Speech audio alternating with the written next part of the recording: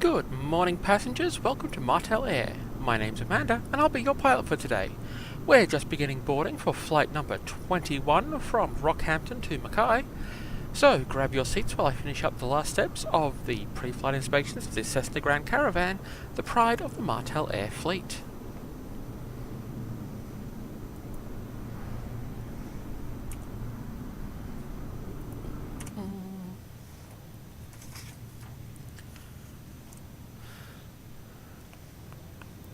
Okay, before engine start checklist.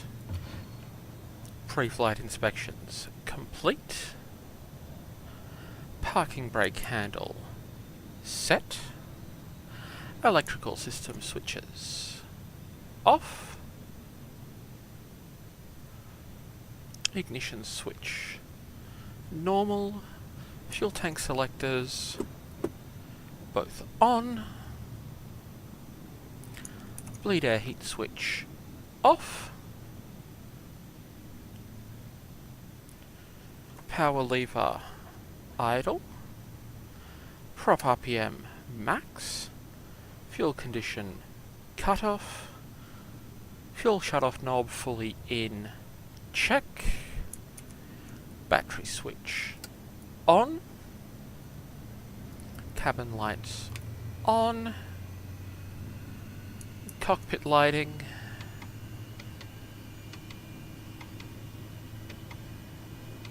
set. Flaps up. No smoking lights on. Before engine start checklist complete. Do planes get names like ships do? Yes, sometimes. Certainly a lot of airliners, especially the big fancy ones, do end up getting names for the planes. If you've got any suggestions for things that I should be naming the Caravan or the Caribou, I would be fascinated to hear it. I've not actually thought about naming the plane yet, but seeing as we have both the Caravan and the Caribou, having names for them could indeed be useful. I mean, I had enough trouble making sure that Wing Commander Lamington had a good name.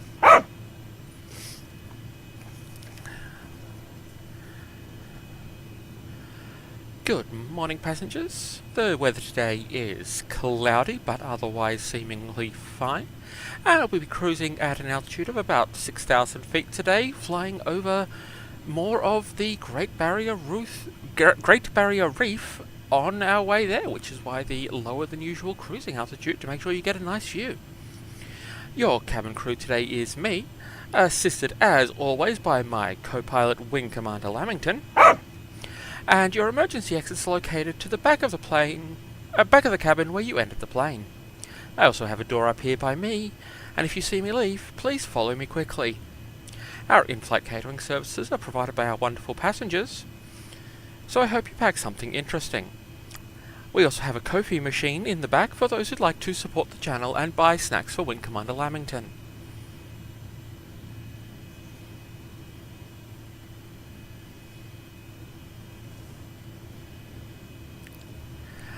You noticed the little feature of the Caribou's paint job. Yeah, that was... Although, I think I gave the Caribou a black nose, but it's definitely got the nose painted. Has a red tongue, though. I will need to ponder the notion of names. Engine start checklist. Battery switch on.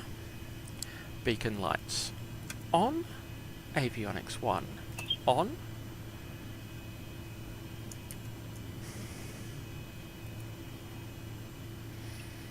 Bus faults check. Emergency power lever normal.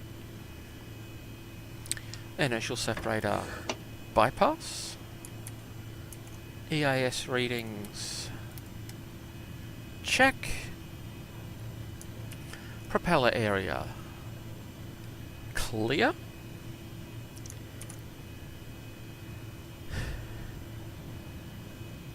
Fuel boost switch on.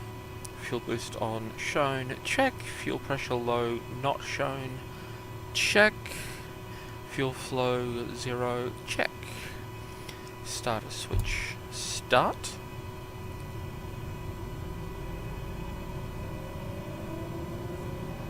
Ignition on, shown, check. Oil PSI.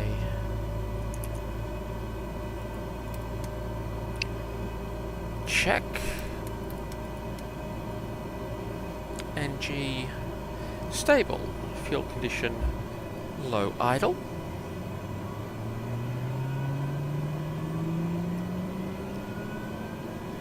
Fuel flow in expected range. Check. NG climbing.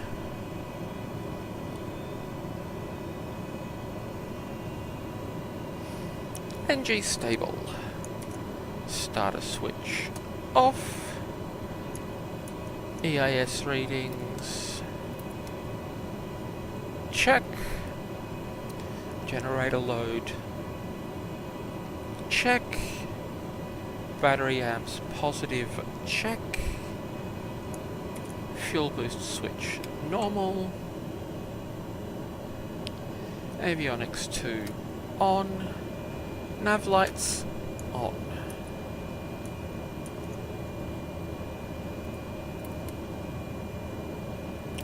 Engine start checklist complete. I don't know about something that eats caribou. That would be a little ominous. And given that I believe it's caribou and reindeer are the same species, then there's so many interesting populations possibilities. Possibly something in Finnish. Maybe I should look up cool Finnish names for the caribou, despite it being a Canadian plane. That could be fun. I do like playing in other languages. Although, given I'm studying Welsh, maybe I need to start working out Welsh names for these, and make one of them so utterly complicated Welsh that it's just good practice for me to try pronouncing it every week. Okay. Looks like we are ready to start our flight. Wing Commander Lamington, will you please confirm? Thank you. Love that button.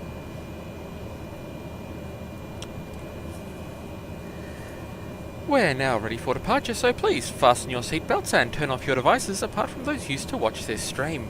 Thank you for flying Martel Air. We hope you don't die.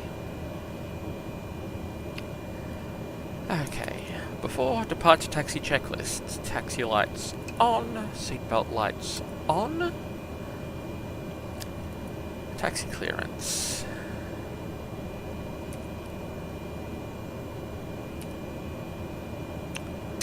Rocky ground, Martel 2-1 requests taxi for departure to the north with information whiskey.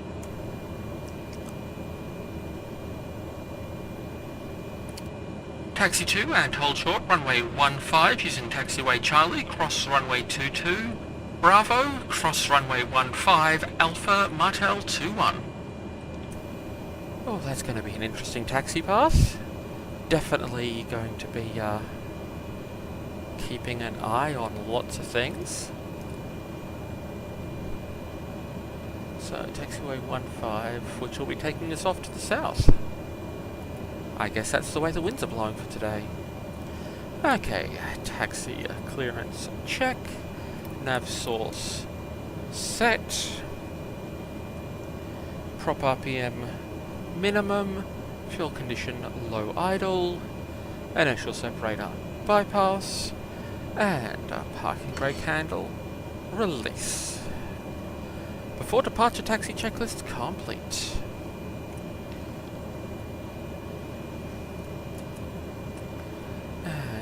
Doing some checks to make sure we're clear to get the taxiing. I'm always fascinated that you can tell when I'm looking around using the mouse and when I'm using the joystick hat switch, just based on speed that things move at.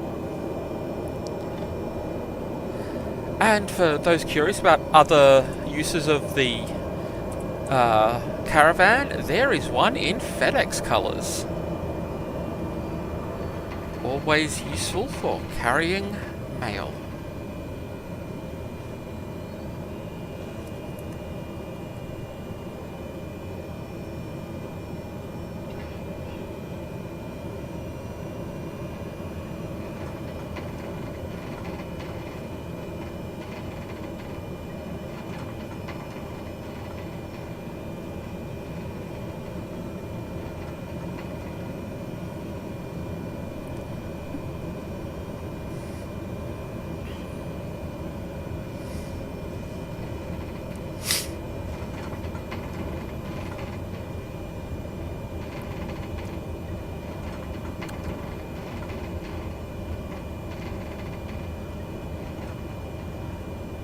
So for today's flight I had to pick between two potential destinations. We've got the city of Mackay, which is on the coast, and about half an hour further up we have Whitsunday Island, which is at the heart of one of the main tourist destinations for the Great Barrier Reef.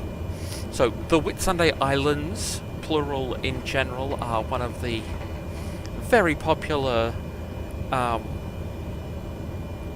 places to go scuba diving and other such adventures.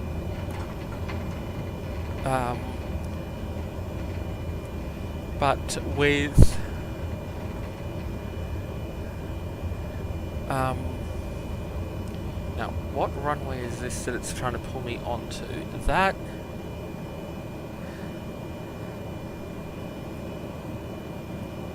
That is in fact the active runway it's pulling me onto.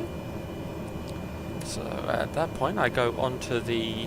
oh, no, I think there's a taxiway just before that runway. Ugh, ominous. Anyway, so yes, the Whitsunday Islands are one of the places that you go for the Great Barrier Reef holiday experience. Yeah, that's pulling me onto the active runway. That's not cool.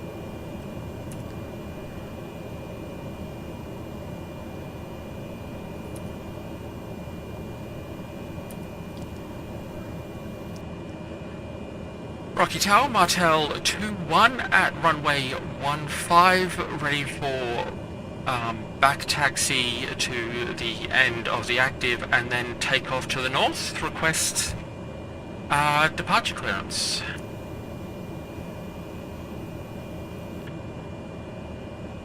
Cleared for takeoff runway 15, Martel 2-1. Thank you.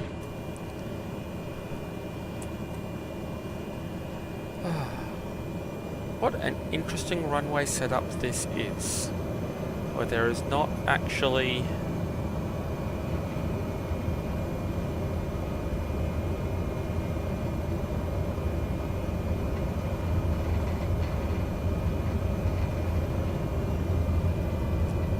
enough space, and there are aircraft being cleared for landing, which is a little worrying.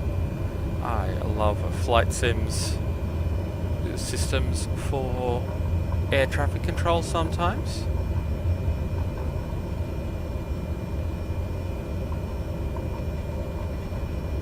So we will be brisk about our operations here and pull off to the side into a waiting bay.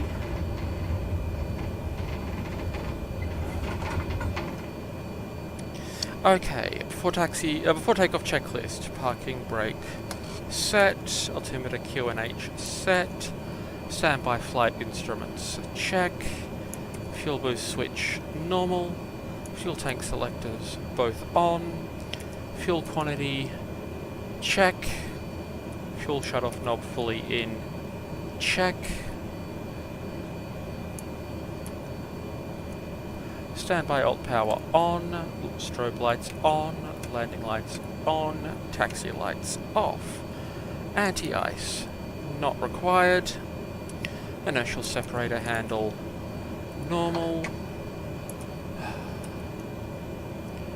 Autopilot. Runway heading set. Altimeter set for initial cruising altitude.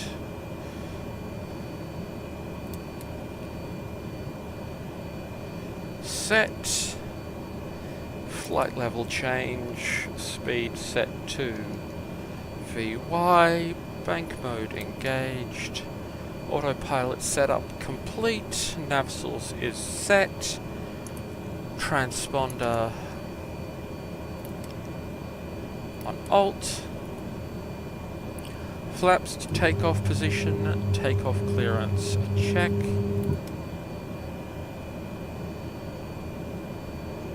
Lights are set. Seatbelt lights on. Parking brake release. Fuel condition high idle. Prop RPM to max. Before takeoff checklist complete. And let's do this takeoff.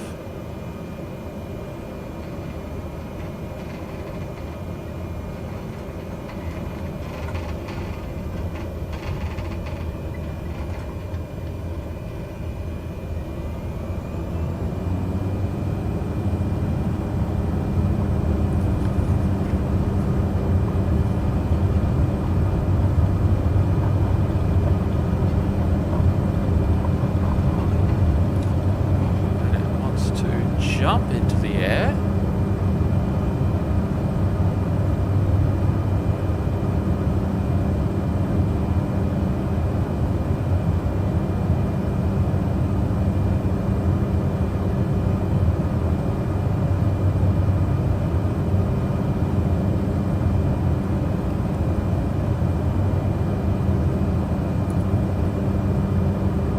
Rocky Tower, Martel 2-1, continue forward north departure.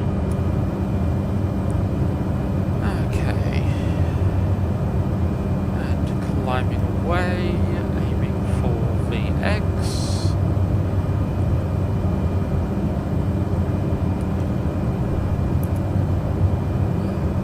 Obstacles clear, flaps up.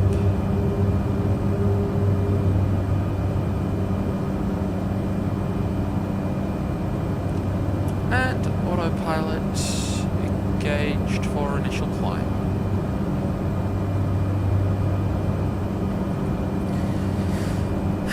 And the ATC chatter is a busy airport behind us as soon as we got into the sky.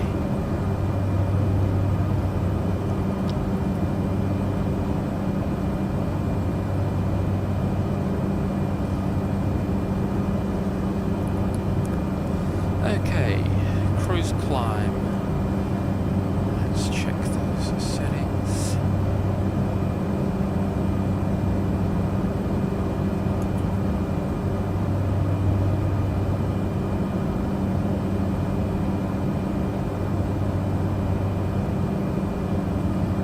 Yes, despite being reasonably heavily loaded, I've got all of the passenger seats filled in the weight system.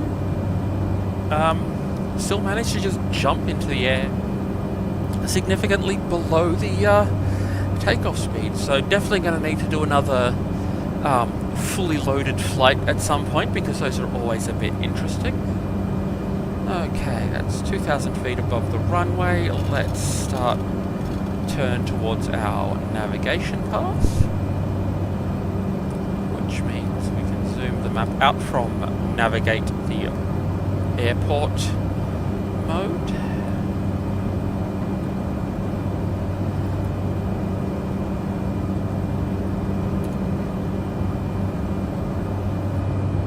Going to 123.75 Martel 2-1.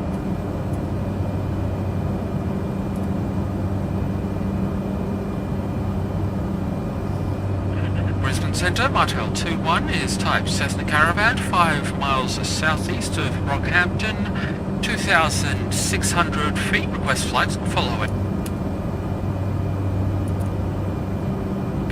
Squawk 3766 Martel 2-1.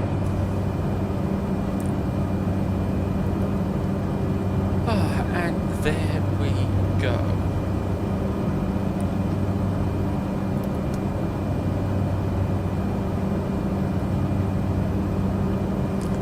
So we're monitoring the engine temperature, which is very much within the desired range.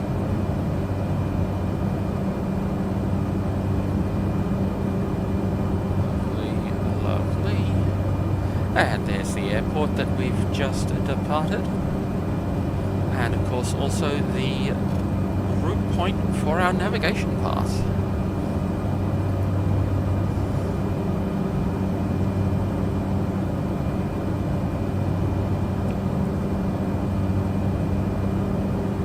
So the anti-ice systems on the Caravan are required if it is below, if outside air temperature is below 5 degrees Celsius, which, you know, if I was taking off from Canberra in the morning at the moment, I would definitely need. It's also needed at higher altitudes. We had a flight a couple of weeks ago where everything tried to ice up mid-flight, and I had to properly turn on the anti-ice systems, everything on full blast, which was an interesting change to normal. It's definitely much more required in winter, but it's also a thing for in the air when things are a little spicier.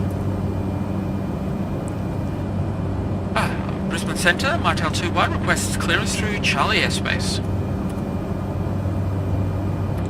Cleared through Charlie airspace, Martel 2-1.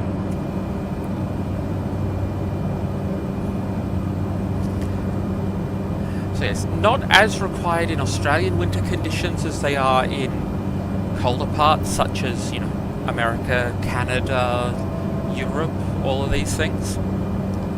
But still very necessary. We've got multiple different types. So we've got the pitot-static heat, which is all of the tubes sticking out of the wings and front of the fuselage for getting airspeed, altitude, all these sorts of things. Those have little electric heaters in them that you can turn on to make sure that they're not getting clogged or frozen in place as appropriate. Stall heat is similar. There's a little flappy thing sticking off the side of the plane somewhere that measures the difference between where the nose of the plane is pointing and where the airflow is pointing. And the more that changes, the more trouble you're in, really. And wing light heating, just because you want your lights to be nice and functional. But then we've got the fluid anti-icing system. So yes, there is a little bit of a lag between the chat and the feed. There's also the lag of when I'm looking at that window. Like usually I can see you know, flicker of movement out of the corner of my eye, but sometimes if I'm in the middle of something, it'll take me a second longer. There are modes that I can make it much lower lag.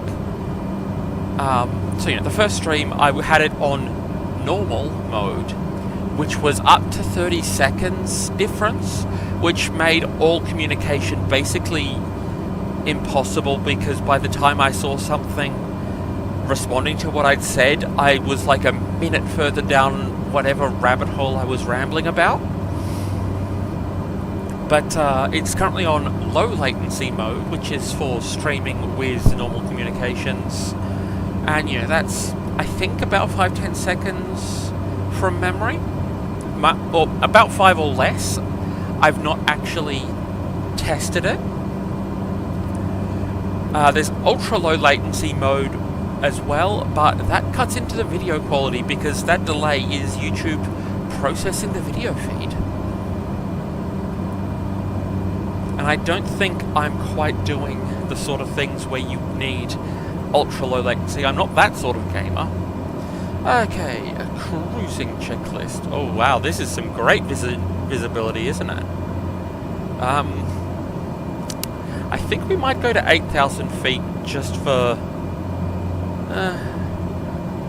let's call it 85. Just until we get clear of some of this cloud. Because we want to have something out the windows. Cruising at 6,000 feet for better visibility is one thing, but if the better visibility is of cloud, that's less useful. Okay, we are clear of the traffic area, so landing lights off. Double checking that flaps are up. Don't want to do that one again.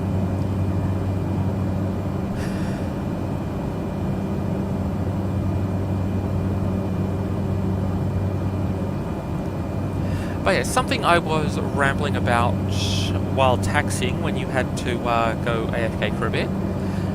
The two destinations I was picking between for today are Mackay, a medium-sized city on the coast. Let's see here, about 84,000 people, so you know, not too bad. Or Whitsunday Island, which is the basically the heart of some of the Gold Coast. Wait, which thing was alarming?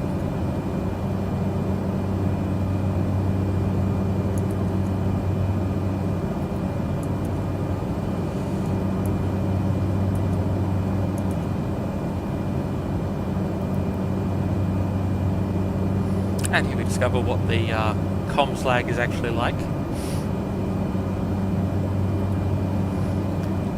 But yes, so Whitsunday Island is, and the Whitsunday Islands, plural, in general, are kind of the heart of some of the Great Barrier Reef holiday tropical destination, you know, snorkel the reef, that sort of stuff. So, you know, if there's enough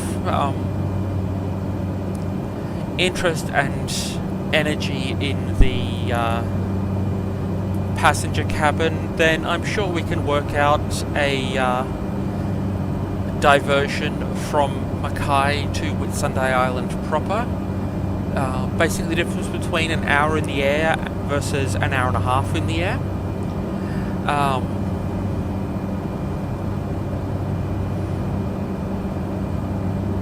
Yeah, depends on what the people in the passenger cabin particularly want. I'm sure Whitsunday Island would be more interesting as a destination, but it is an extra half hour's flight.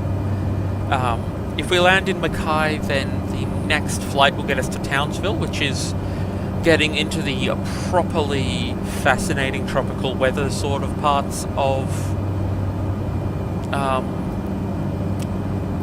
Queensland. But if we land in the Whitsundays, then we're kind of halfway between Mackay and Townsville anyway, so we might make it to Cairns on the next flight. So, you know, it would essentially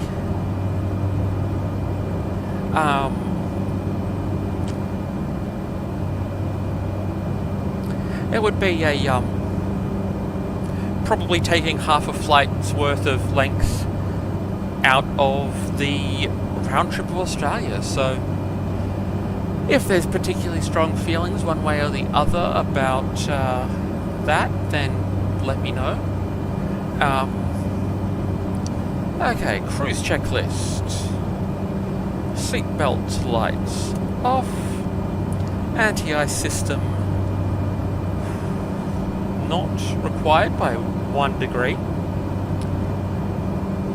Inertial separator handle is normal. Power lever set to 87%. And prop RPM to 1750.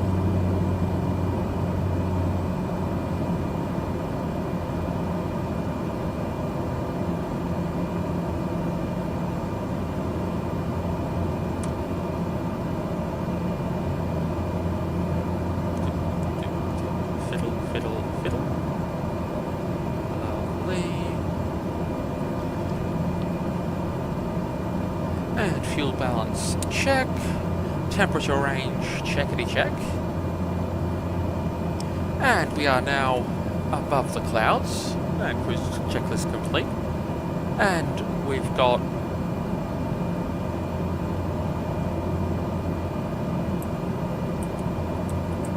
so, oh, we don't want to be flying into that cloud over there, but that's fine.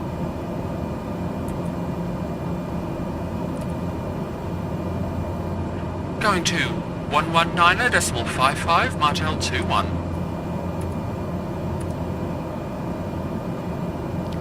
Brisbane Centre, Martel 21, entering your airspace 8,500 feet. Lovely.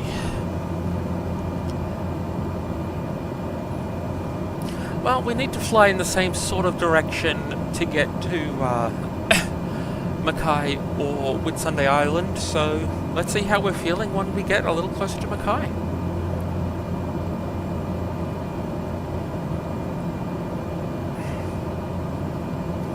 Yes, Whitsunday Island is... I've never been through this sort of area in real life. In fact, Brisbane is about as far north as I've been. But the Whitsunday Islands are one of those places that you just kind of hear about. Oh, the icing in mid-flight. Yes, that was alarming.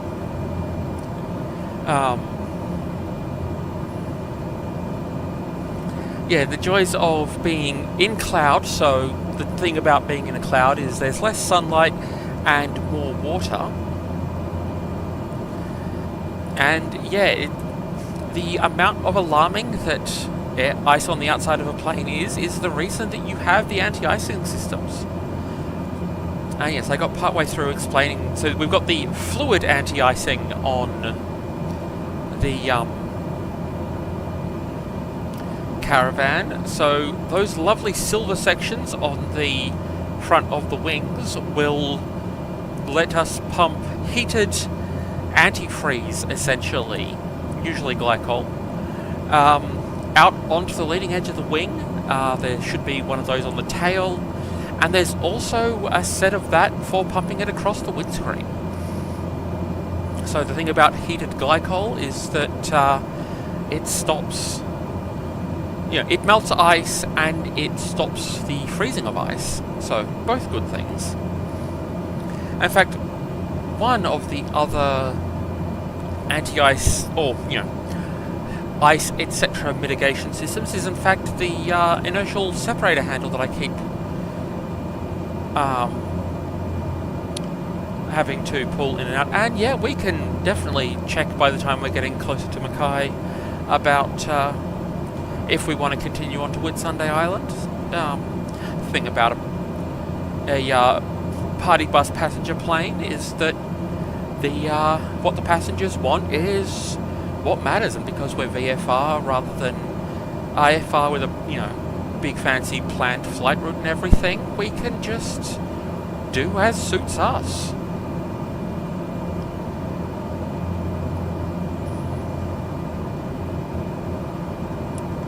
And just checking on all the instruments. Yes, we're flying out north over double check names of things.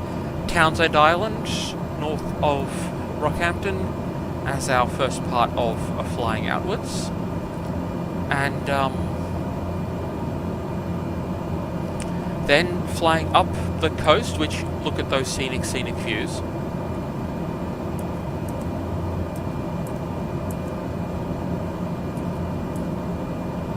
Yeah, so once we get closer to Mackay, we'll do a check-in and see if we want to continue on to Whitsunday Island, or if we want to have a nice aerial view of the Whitsundays next week.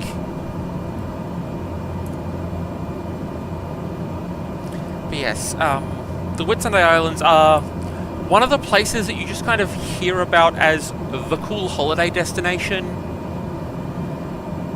I suppose it's like if Hawaii was just off the coast of California but still had the same holiday mystique. but you know, it does make them a lot easier to get to.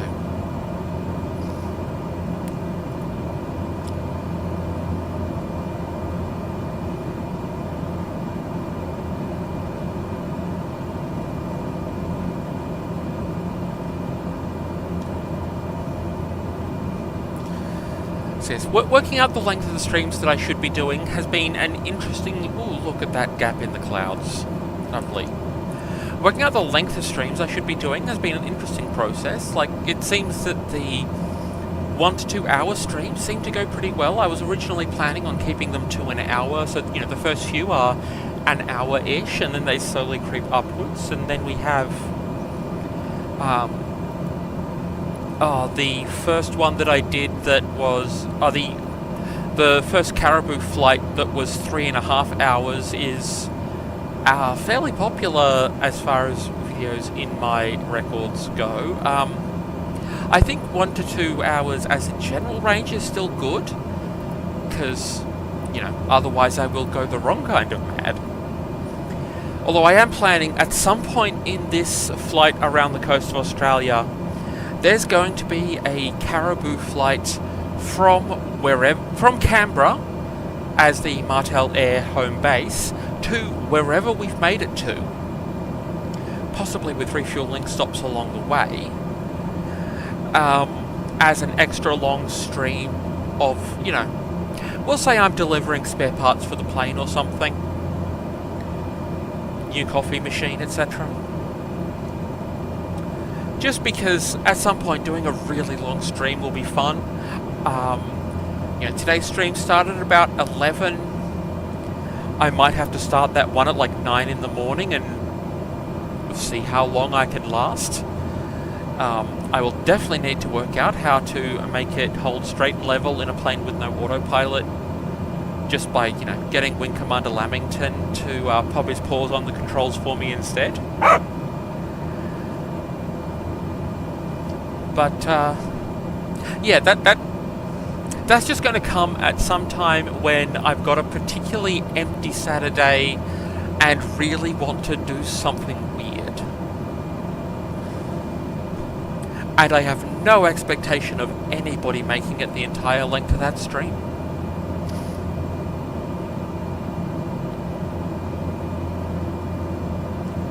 But this one we'll just be doing the usual 1 to 2 hours. And given we're at about 40 minutes so far, you know, that seems to be going well. It's always fun looking at the... planning out flights on the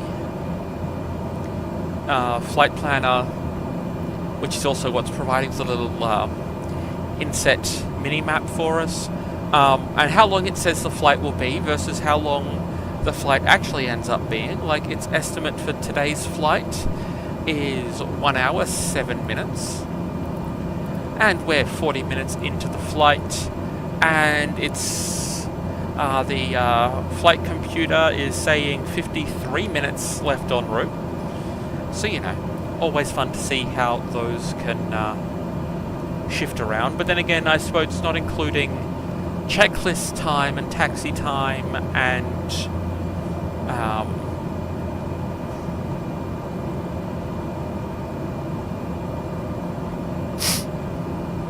I mean, flying a holding pattern is a thing that you have to do in aviation sometimes. And the way they're defined gets fascinating, because there's a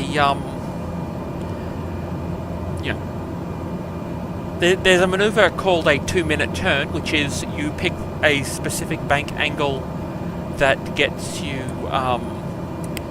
it will take you 2 minutes to do a 360, so you set it up so that you're doing a 1 minute 180 and then fly for 2 minutes or 3 minutes or whatever that particular holding pattern is set for, and then you do another 1 minute 180, which is quite a slow turn really, but useful when you consider that these are usually done for airliners. Oh, lovely crinkly bits. So yes, you get this, it's called a racetrack pattern, because it looks like a NASCAR circuit.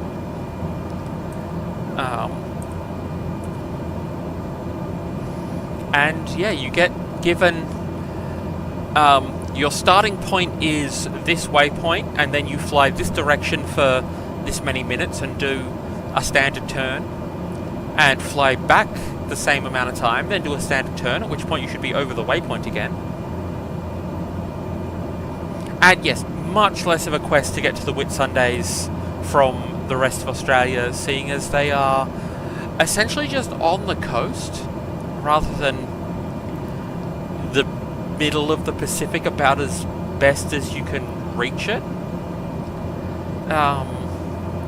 Just looking at the map here, yeah, it's about 10 kilometers mainland to the main Whitsunday Island, 6 miles-ish.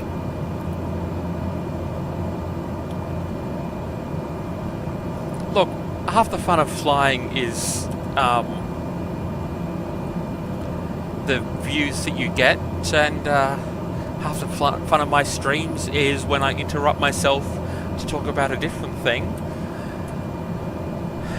There is a reason I call these autism ADHD ramble streams.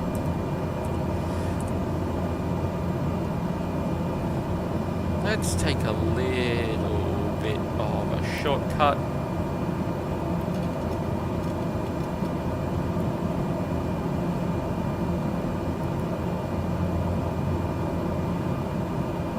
The very long day of the when I do the caribou flight, yeah,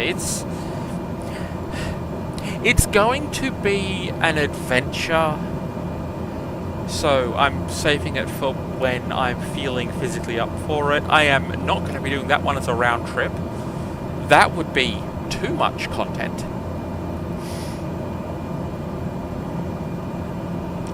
And now that we're getting back out of the clouds, let's go back to that 6,000-foot cruise where we can actually see the closer details a little better.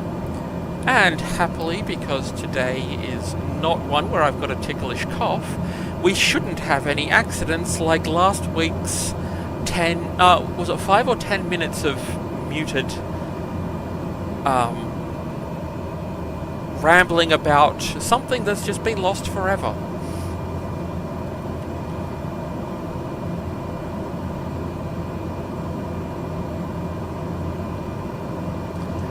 Look, Wing Commander Lamington doesn't need thumbs. Nah, so you look at that nice big yoke, he can put a paw on each side of that and fly it well enough. So long as I've got the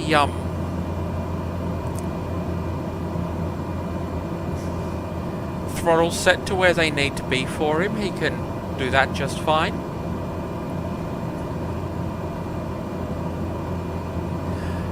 And, you know, the caribou has, again, nice big yoke, not a joystick, so fully accessible to people with just a couple of big fluffy paws. Might be a little bit heavy on the controls for him, but I don't think thumbs are going to be his problem.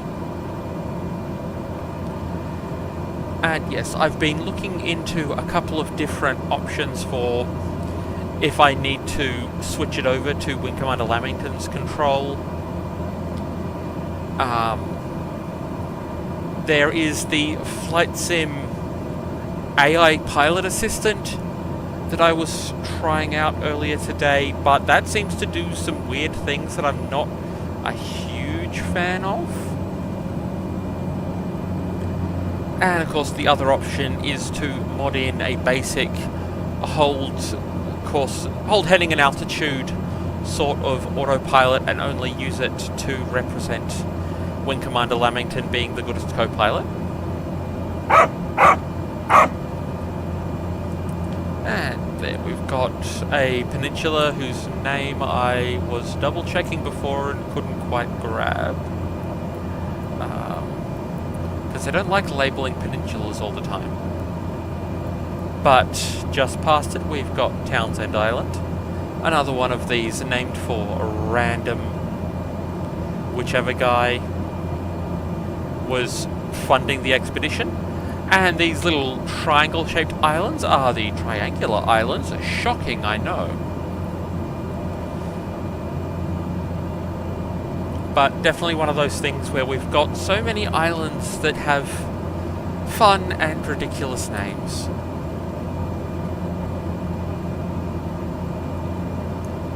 And double-checking that the engine settings have been returned to their correct position after that descent. And not doing the easy mistake of pulling the power back for the descent and then leaving it back.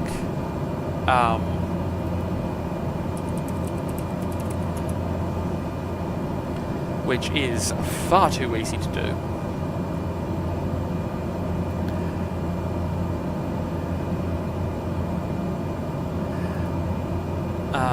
And yeah, so one of the things that you get in the Pacific and Indian Oceans are the islands named after the day they were first seen by white people, of course. You know, notable examples being Easter Island and Christmas Island. Whitsun, or Whitsunday, or White Sunday is a mostly Anglican name for also the day that is also called Pentecost, which is 49 days after Easter. Which is almost useless information, but it is like a cool sort of, like, it is at least one of those place names that sounds cooler rather than Rich English Guy number 437 Island, which a lot of them seem to end up being. And a lovely little mountain just over there, just sticking up on its own, just peeking at my map and seeing if I can find that one. So that island shape there, can I find that? Is that island, which means that, oh come on, show me where that mountain is. Google Maps does not like this area that much. But there we go, that is unlabeled pointy bit of land. There we go. I'm sure it's got a name, just not one that Google Maps wants to load for me in window number...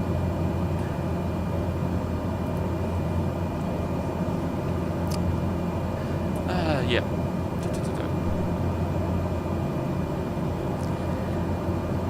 Piney Tree, I wonder if your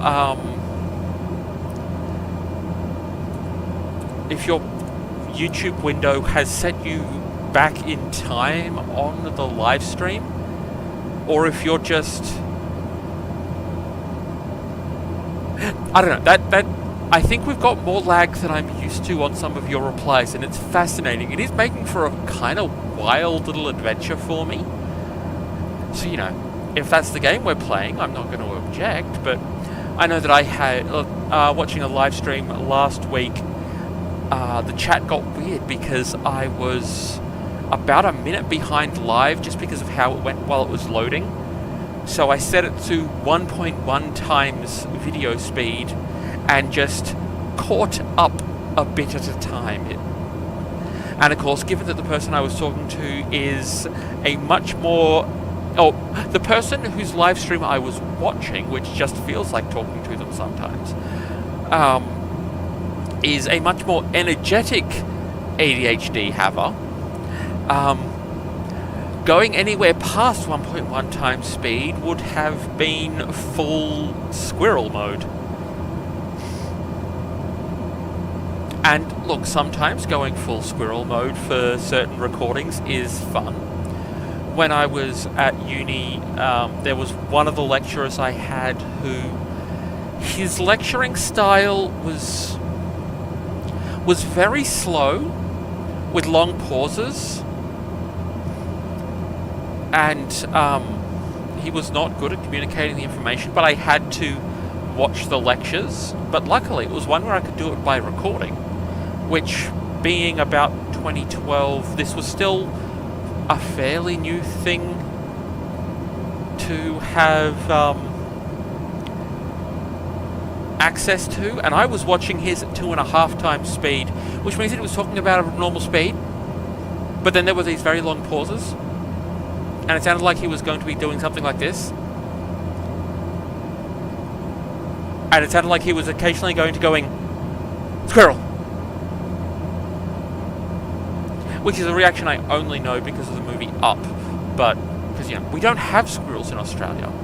We have things that are like squirrels, but we don't have squirrels. Yeah, Piney Tree, you are definitely several minutes behind on the stream.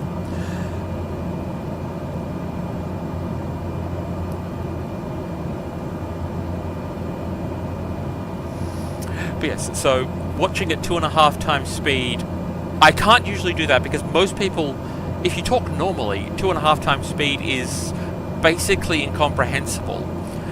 But he was getting up to a fairly normal sort of talking speed, just with pauses and gaps, and it made him sound absolutely ridiculous by the gaps being accentuated like that. Yes, usually I can do up to about 1.5 times, which when you're listening to lectures does save a lot of time, but if you're like behind on a live stream, setting it to 1.1 times means that you just get this just a slightly more rapid delivery, but you don't miss anything.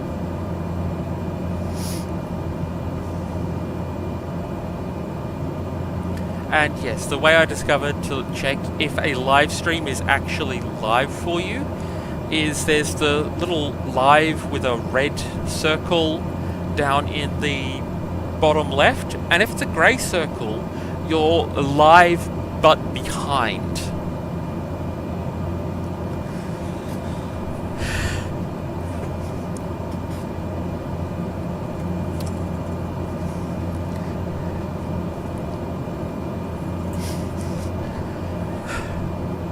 I am so tempted to just get a stopwatch and work out what the delay is between the two of us at the moment.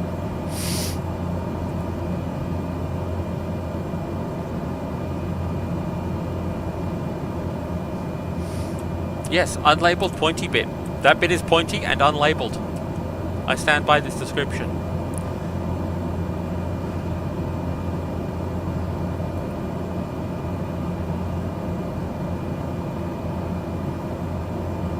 I do like the kind of time vortex sort of feeling in the live stream delays. It's kind of wild.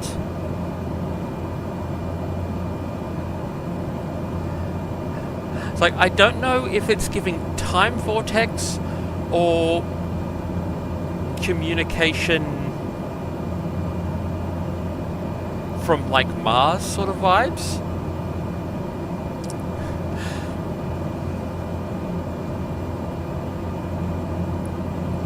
Okay, so you, how far back had it put you, and, well, you know, how much of the stream did you just miss by stopping the time travel? Okay, that was within the last minute. That's great.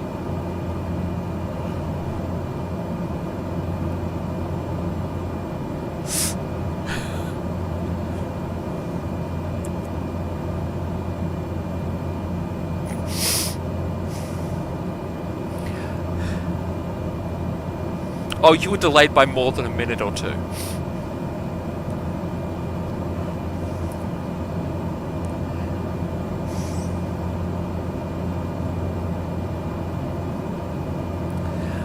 I think homework for you is to, once the stream's finished, go back and watch this section and see just how full of a scandalous that was getting.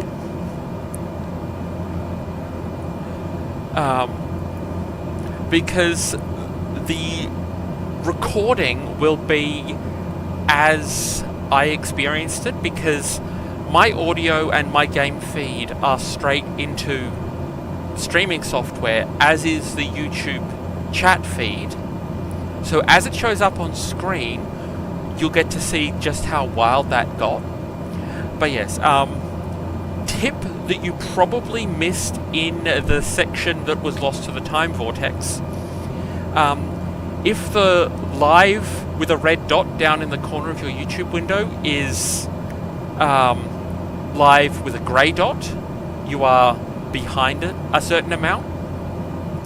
And if you go to settings, you can set a custom playback speed, and you set it to 1.1 or 1.2 times depending on how quickly I'm talking and how quickly you want to get through it. And you just set the live stream to play at 1.2 times, and it will until you catch up, and then it'll set it back to real time. So, potentially useful trick for just watching live streams in general. And we are getting out into the Great Barrier Reef sort of parts of the world. And I am just double checking a bunch of maps and things.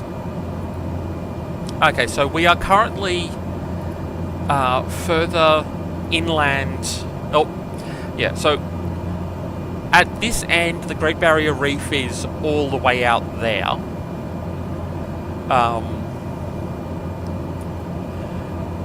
Those three islands out there that we can just see are South Island, Middle Island, and Northeast Island. And those are about halfway between the coast and the Great Barrier Reef. So we won't be flying all the way out to the reef today. So yes, we are currently in the reef is far enough out to sea that you can sail south of it and hook in behind it. It gets a lot closer to the coast the further north we go, which is why Rockhampton is not typically part of the holiday destinations for going to the Great Barrier Reef, just because it's, apart from that little extra section in the Capricorn Islands that we visited yesterday, and, you know, Fitzroy Reef, which is delightful. Apart from that little cut-off section, the main barrier section of the Great Barrier Reef is just too far out to sea for most holidaying purposes. And let's go back to nav mode now that we've done that little shortcut. But actually, let me just do some measurements. So from the coast here, it's about 100 kilometers, 65 miles from coast to the edge of the reef. But basically, as the diagonal lines converge, like from the Whitsundays to the Great Barrier Reef is more like 50 kilometers, 30 miles, which is much more you can get on a holiday sort of boat and go out to the interesting bits rather than...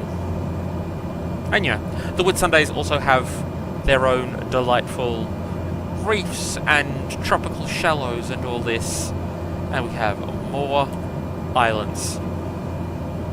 And looking like a lot less occurrence of the ridiculous map gaps that we were playing with last week, which is Much nicer.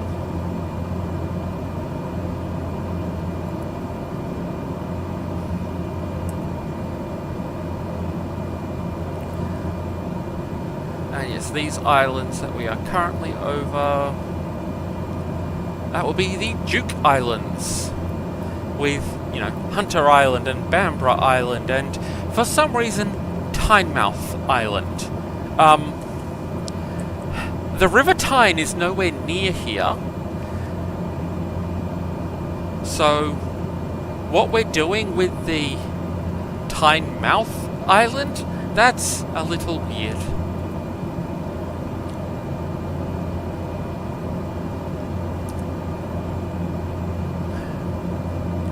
Oh, I'm sure there's Earl Islands somewhere. I don't know which Duke they're named after even. There are so many islands here. Like, I will not be trying to keep up with the name of every island, because that would be madness. But one of the fun things when looking at the satellite imagery of the Great Barrier Reef and all of these sorts of areas is you can see where they've done the land grade of satellite imaging over ocean. So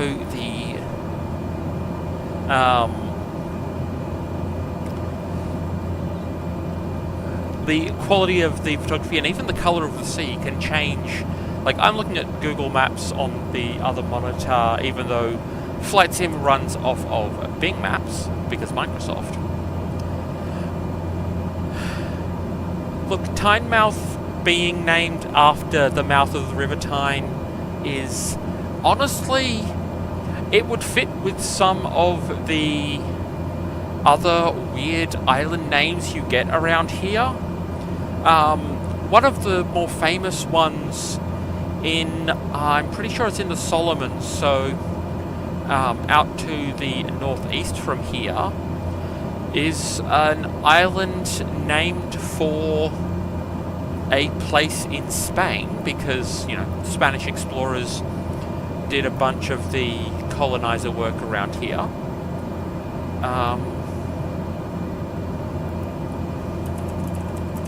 And you get, yep, there we go, it is one of the main islands of the Solomons. You get islands named for things in Spain, even if they're waterways that aren't on that island. So, Tynemouth, so the River Tyne being the one that goes through Newcastle in the UK, not Newcastle in Australia, we've got our own Newcastle. But, yeah, one of the main islands of the Solomons is named after a canal in Spain, which makes it a really weird sort of island name. And, of course, this island is fairly famous in the US because the Solomons campaign in World War II was pretty messy. So, yeah, Guadalcanal is named after a canal.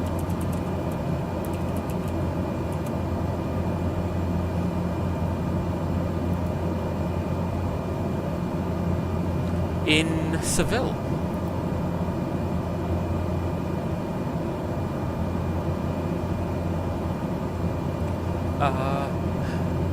Just double checking.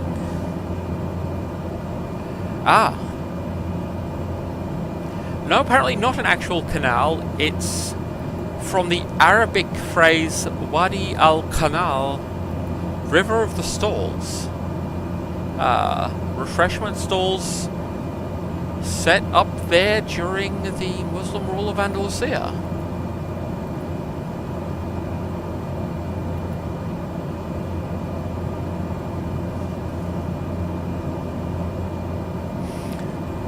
Yeah, at some point I'm gonna, like, I think one of the things after, possibly the thing after the caravan circumnavigation of Australia, I might do a caribou tour of some of the nearer Pacific islands, because we've got all of these very famous places in the Solomons and some of the rest of them that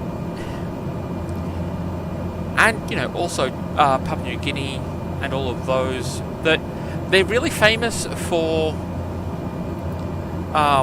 their World War II history, but their actual location is never really dealt with. They're just, oh, it's off in the South Pacific. But yeah, welcome to the South Pacific. Oh, yeah, mispronunciations and misrecordings of foreign names, especially Arabic, gets fascinating.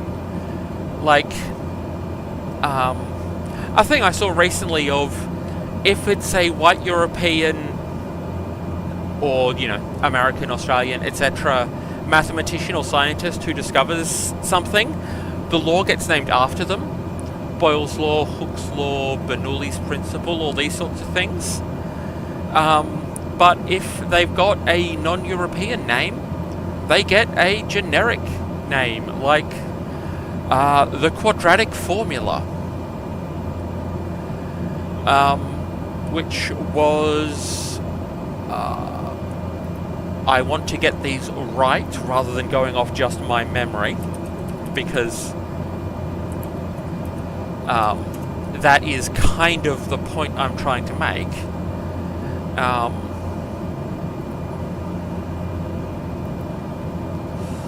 So yeah, the quadratic equation, we get into Babylonian mathematicians,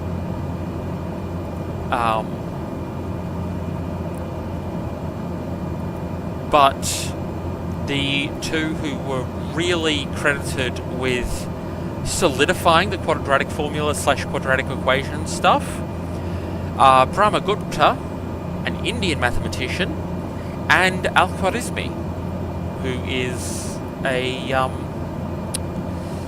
Persian in the 9th century. So yes,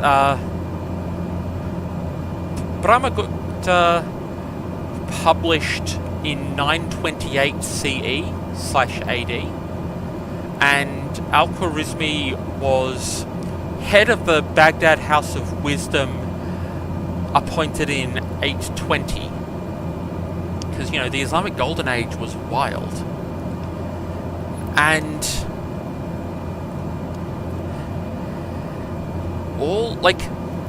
Brahmagupta has a couple of, I think, fancy numbers that don't get used much named for him. And Al-Khwarizmi does have something named after him. Via the Italian transcription of his name into, let's see how it's spelled, algoritmo. So yes, Al-Khwarizmi's study of Indian arithmetic, which is where Hindu-Arabic numbers come from, is via, a lot of it is via the work of Al-Khwarizmi translating Indian texts into Arabic, and then the Arabic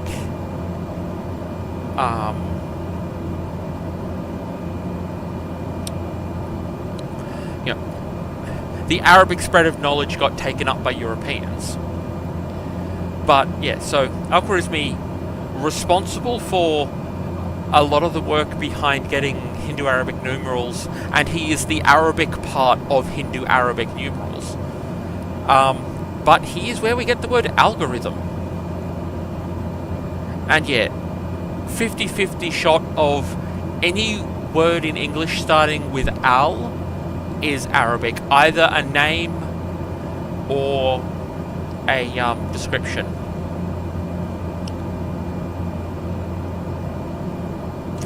Ottoman subject of Syrian and Greek parentage, that won't be Arabic on an ethnic level. Arabic is from the Arabian Peninsula, currently ruled by the Ibn Saud family. Arabic language, not if he's Ottoman, given that Ottoman is was replaced by Turkey to a large extent after they got ripped apart after World War I.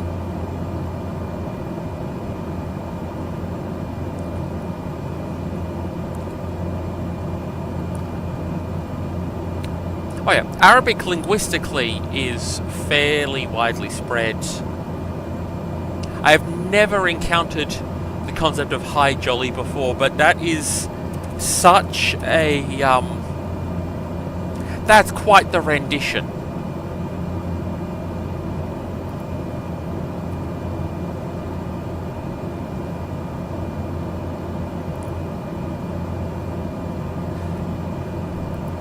Hadiji Ali. Yeah, that's quite the rendition of a name.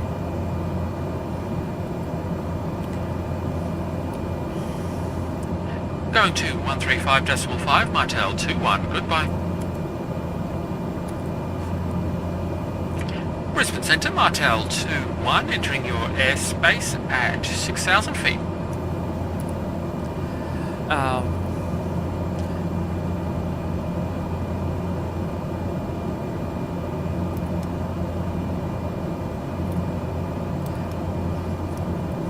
I mean, if they are Syrian and Greek, clearly we need plankton here.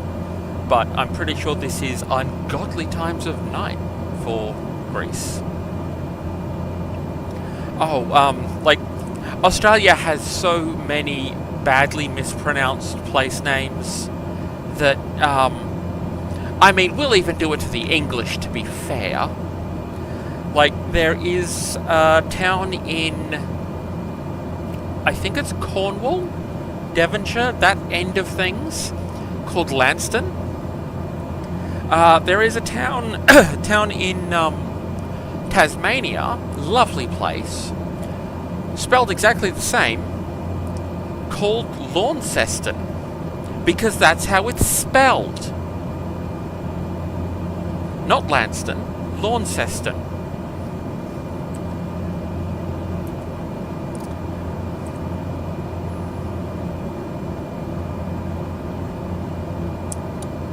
And honestly, Launceston sounds much more sensible anyway.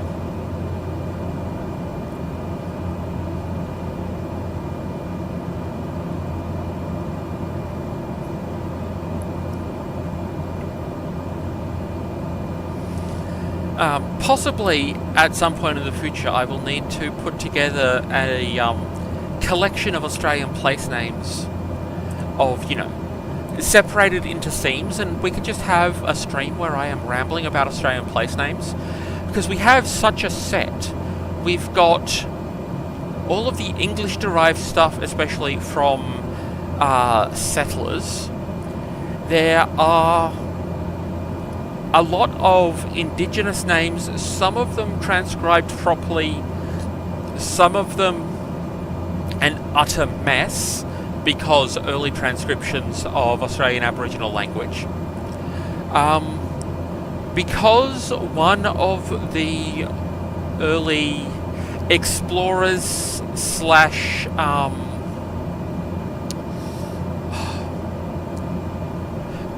mappers of the Australian, especially the southeast, so one of the major ones was Polish, a guy called Strzelecki, whose name I have just butchered, but that is the Australian pronunciation of his name. We have a whole bunch of place names, especially mountains, with Australian accent butchered Polish names. I have rambled on that particular subset of it before when we did our flight over Mount Kosciuszko, who Strzelecki named Kosciuszko, after, you know, great Polish national hero.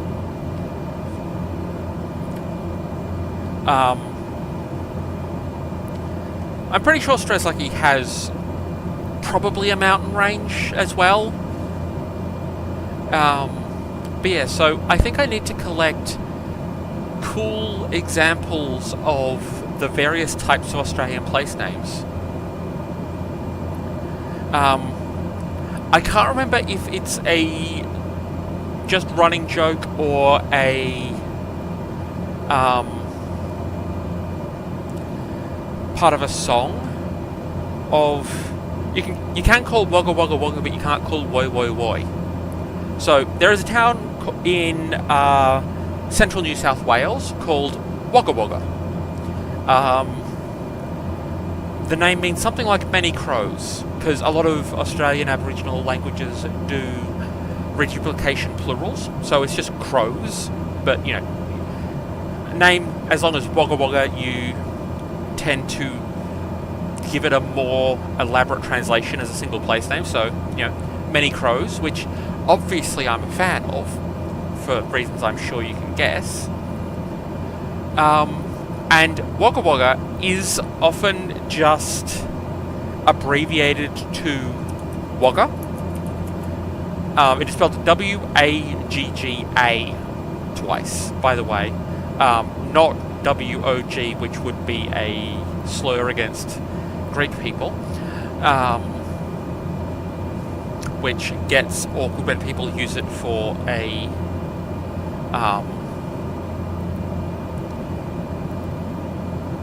as an abbreviation. There are so many abbreviations online that I twitch at because they mean something else. Brisbane Centre, Martel 2-1, request clearance to transition Charlie airspace. Cleared through Charlie airspace, Martel 2-1. But yeah, so Wagga Wagga is often abbreviated to Wagga, but the city of Woy Woy, which is just north of Sydney and means many waters in the same way that Wagga Wagga means many crows, Woy Woy is never abbreviated to Woy because that sounds weird. And I can't tell you why, other than it sounds weird. Possibly that it's single syllable after you do that. But, so you can call Wagga Wagga Wagga, but you can't call Woy Woy Woy. Which is a delightfully ridiculous sentence, and entirely true. Actually, if you want a really good set of Australian place names, the song I've Been Everywhere Man. In the US, I get the impression that it's known for a cover of the song by one of the expected sort of people. Let's see here. Hank Snow apparently did the American version, where you've got, you know, little snippets of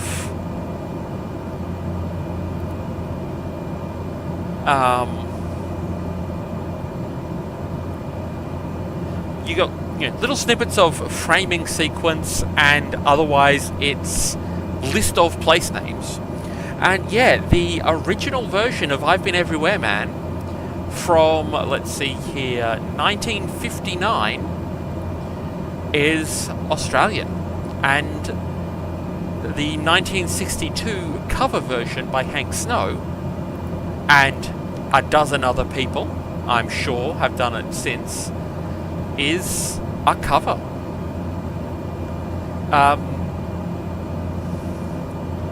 So apparently it's Winnemucca Road, but it's meant to be a Dusty Udnadatta track. And I've Been Everywhere Man it's actually got a lot of that grouping of place names by category, but almost all of them are Australian Aboriginal names. Like, there's a few that aren't, but all of the really cool Australian place names are actually the names that were here before people like me even arrived.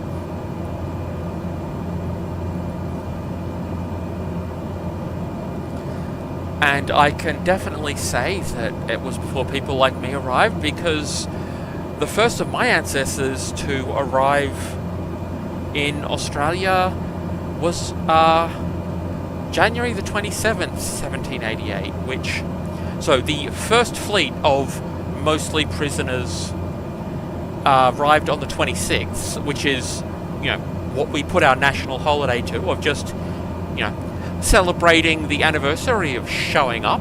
Very Australian, very lazy, very controversial.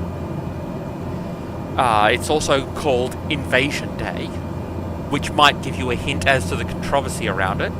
But a little lesser known fact is that it's only officers and Marines who got off the ships that first day. The cargo, aka people who had been given the choice between death and deportation to the middle of absolutely nowhere here, yeah, they weren't unpacked until the second day. So weird little historical fact that I know only because of the amount of family history research. That almost all of it done by my mum, but I am starting to play with some of that as well. That is another whole set of rambling that I could do of the fascinating things you can do with researching a family tree. So we are about 10 minutes out from Mackay, and given that we've been going for just under an hour and a half, I think Mackay might be a good final destination for this flight rather than trying to continue on to Whitsunday Island. If you would particularly like an extra 30-40 minutes of stream on top of the probably 20 to 30 we've got left, I'd be happy to change our destination off to Whitsunday Island. But I think, and you know, if you need a little bit more body doubling because your craft supplies are just that relatable that they require even more sorting, then I'm happy to continue. But I think Mackay might be a good destination for us this week, and we can fly over Whitsunday Island and get a nice look at the golden beaches and all these sorts of things as we fly off to Townsville, which is the sort of places where if I tell them about my weather, they will scream in horror, and if they tell me about their... Oh, if you want to keep going to Whitsunday Island, I'm happy to. The only things I have on today are starting on crafting a cosplay that I'm hoping to get my first cosplay together, and handing off some camping equipment to a friend who can come by whenever, to be honest. Going to 125.65, Martel 21, goodbye. Coral approach, Martel 21, entering your airspace at 6,000 feet. Yes, the Mandalorian helmet, which I have decided is going to be a Mandalorian version of Avatar Kyoshi from Avatar The Last Airbender, because I have the build to do Kyoshi. Like, I'm not quite as slim as her, but I'm tall and I can do imposing. So one of this week's little art projects as I get these plans ready, like part of it has been getting the paper plans ready and modifying it to change the eye slits into the femme form that Mandalorian helmets are gendered. It's wild. But one of the other rather delightful things is that Avatar Kyoshi has in canon a girlfriend called Rangi who is a full head shorter than her, because I mean most people are, and I have a girlfriend who's a full head shorter than me and would make an adorable Jedi firebender. So I don't know if she's going to be putting that together, but it would be delightful. So in canon, Kyoshi is 6'5" and Rangi is 5'9", and I am 5'9", but I still think I'm going to be appropriately sized for Kyoshi. One of my art projects this week has been... So, I got two things up. I got the Aurebesh table, which is a Star Wars writing system, and I got the basic rules for Chinese stroke design. So how to do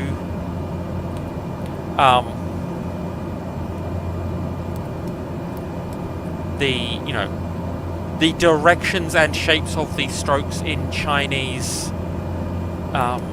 brush calligraphy. Sorry, just also have to. What is the Whitsunday Island airport code?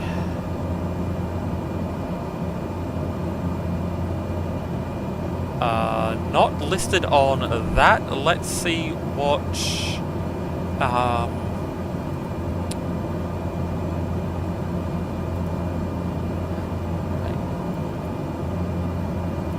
So the airport is Hamilton Island, not Whitsunday Island. It is Hamilton Island in the Whitsunday Islands, but Hamilton Island is the one with space for an airstrip. Important things to know while planning out your flight detours. YBHM, Yankee Bravo Hotel Mike. Just one sec.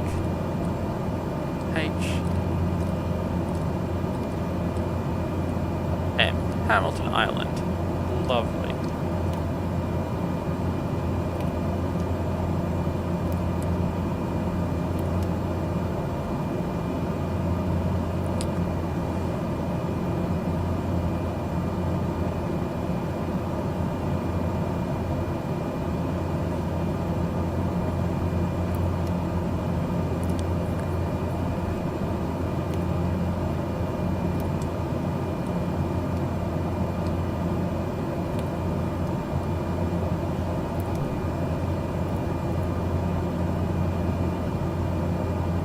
So yes, I was looking up the Aurebesh table and the Chinese calligraphy. Well, not calligraphy.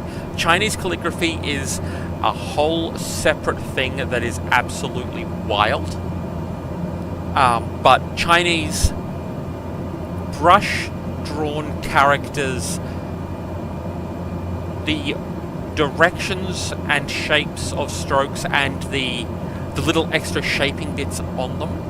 So I looked up the table of the Chinese basic strokes, because all Chinese letters are written with the same set of not that many strokes. I think it's about 10, maybe 8.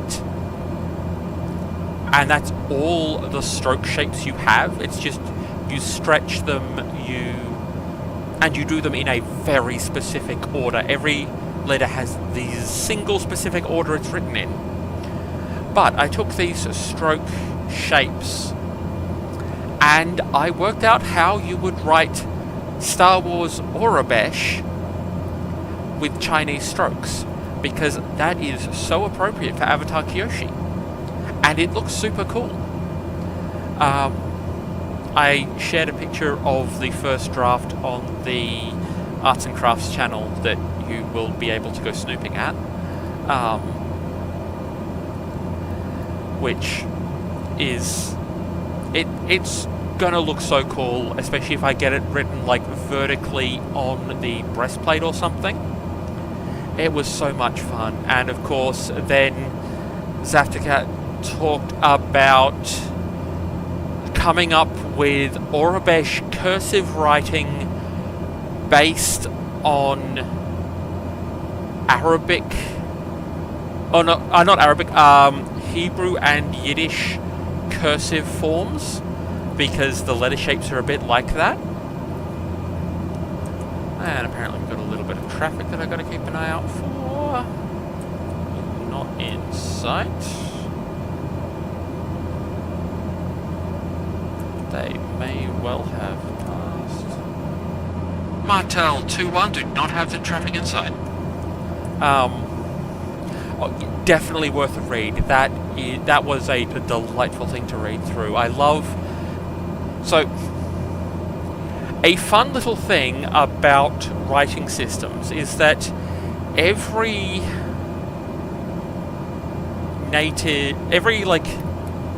real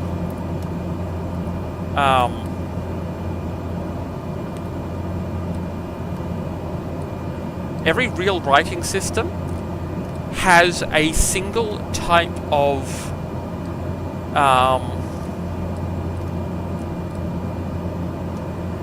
input method that it is designed to be done with.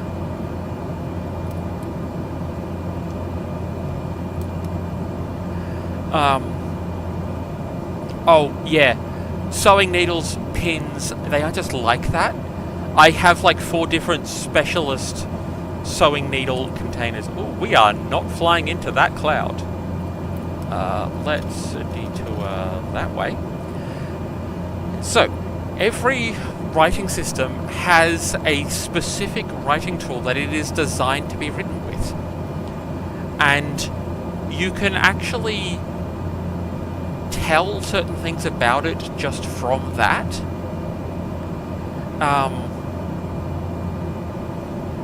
Oh yeah, like I have a small owl-shaped pin cushion that just lives on my desk. It was part of my Christmas present from my mum last year. Because I will find, need, use, and then put down needles and pins at various types just at my desk, so I have a designated spot for them. Letter forms. So every writing system has a tool that it was designed to be written with. If you look at Old Norse runes, they are designed to be carved, engraved. They are all straight lines, which makes it so much easier to scratch into a surface and decorate things with. So rune stones, knives, swords, sticks, all these sorts of things. So yes, Futhark is one of the useful names for it. And fun fact, Futhark is the same as writing, is calling our alphabet the Abkadef. Yes, cuneiform is pressed into clay with a square-ended stylus. Think paddle pop stick cut square. Usually made with a reed, but paddle pop sticks make a really good modern replacement for it. I've done a lot of research into cuneiform because I believe we've discussed the thing with the Aenecia before. But yeah, so there are only 3 shapes used in cuneiform, and that is pressing the stick in horizontally with one corner, pressing the stick in vertically with one corner, or taking very specifically the corner and pressing the corner in at a 45. So you have horizontal line with a little pointy head on it, vertical line with a little pointy head on it, and big version of that pointy head at a 45 degree. And you just have... So cuneiform is made out of pictures that got codified and rotated 90 degrees and simplified and codified to be no longer the pictures, but they are originally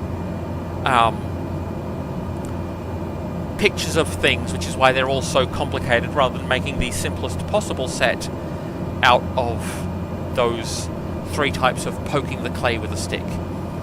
And one of the things you have to control to have good handwriting, as we would call it, in cuneiform is how deep you do it and how long the trailing end of each stroke is. Because there are some things where it has to be overlapped by the next few strokes, and some things where it has to meet exactly at the next stroke. So getting those exactly right is what the skill of the equivalent of good penmanship, so good clay pokemanship, as it were, which just delights me. And so I have looked at pictures and transcriptions of the original Nanny to Aenecia complaint letter when I was making my Aenecia fine quality copper design, And yeah, Nanny's handwriting is crap. Nanny's handwriting is utterly dreadful, and it's a fascinating mix of different versions of cuneiform used. I think the names may actually use a different version. There are so many different cuneiforms because you have Babylonian, Akkadian, Sumerian, Assyrian,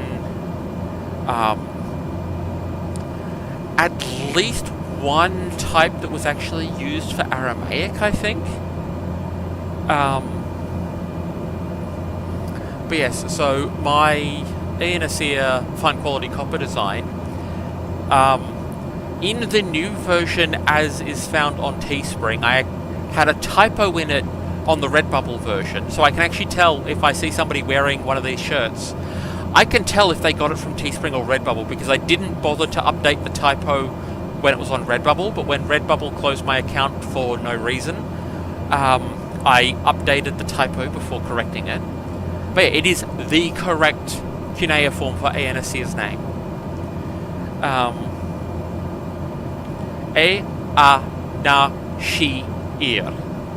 And that she in the name is actually where the typo was, because there is SI as a character, and there is S with a dot under it, I, as a character. And when people are transcribing Ian Asir, so it's actually Ian Asir, but yeah, when people are transcribing his name, they never include the dot because it's not on the keyboard. Which means that I got the name slightly wrong originally. But yes, it is the cuneiform as it appears, or as the system used on that letter. And fun fact, we don't actually know that Ian Asir did anything wrong, because what we have about him is his collection of complaint letters stored in his house, probably a basement. And, you know, the popular story about him is that he was keeping all of these complaint letters as a dodgy businessman to be smug. But an equally valid interpretation of what that is a perfectly honest businessman keeping all of these complaint letters as track of who not to do business with again because they tried to rip him off. And as somebody who roots for the underdog, to use the American phrase that does not translate well into Australian, but yes, as somebody who supports the underdog, I like Ian Asir.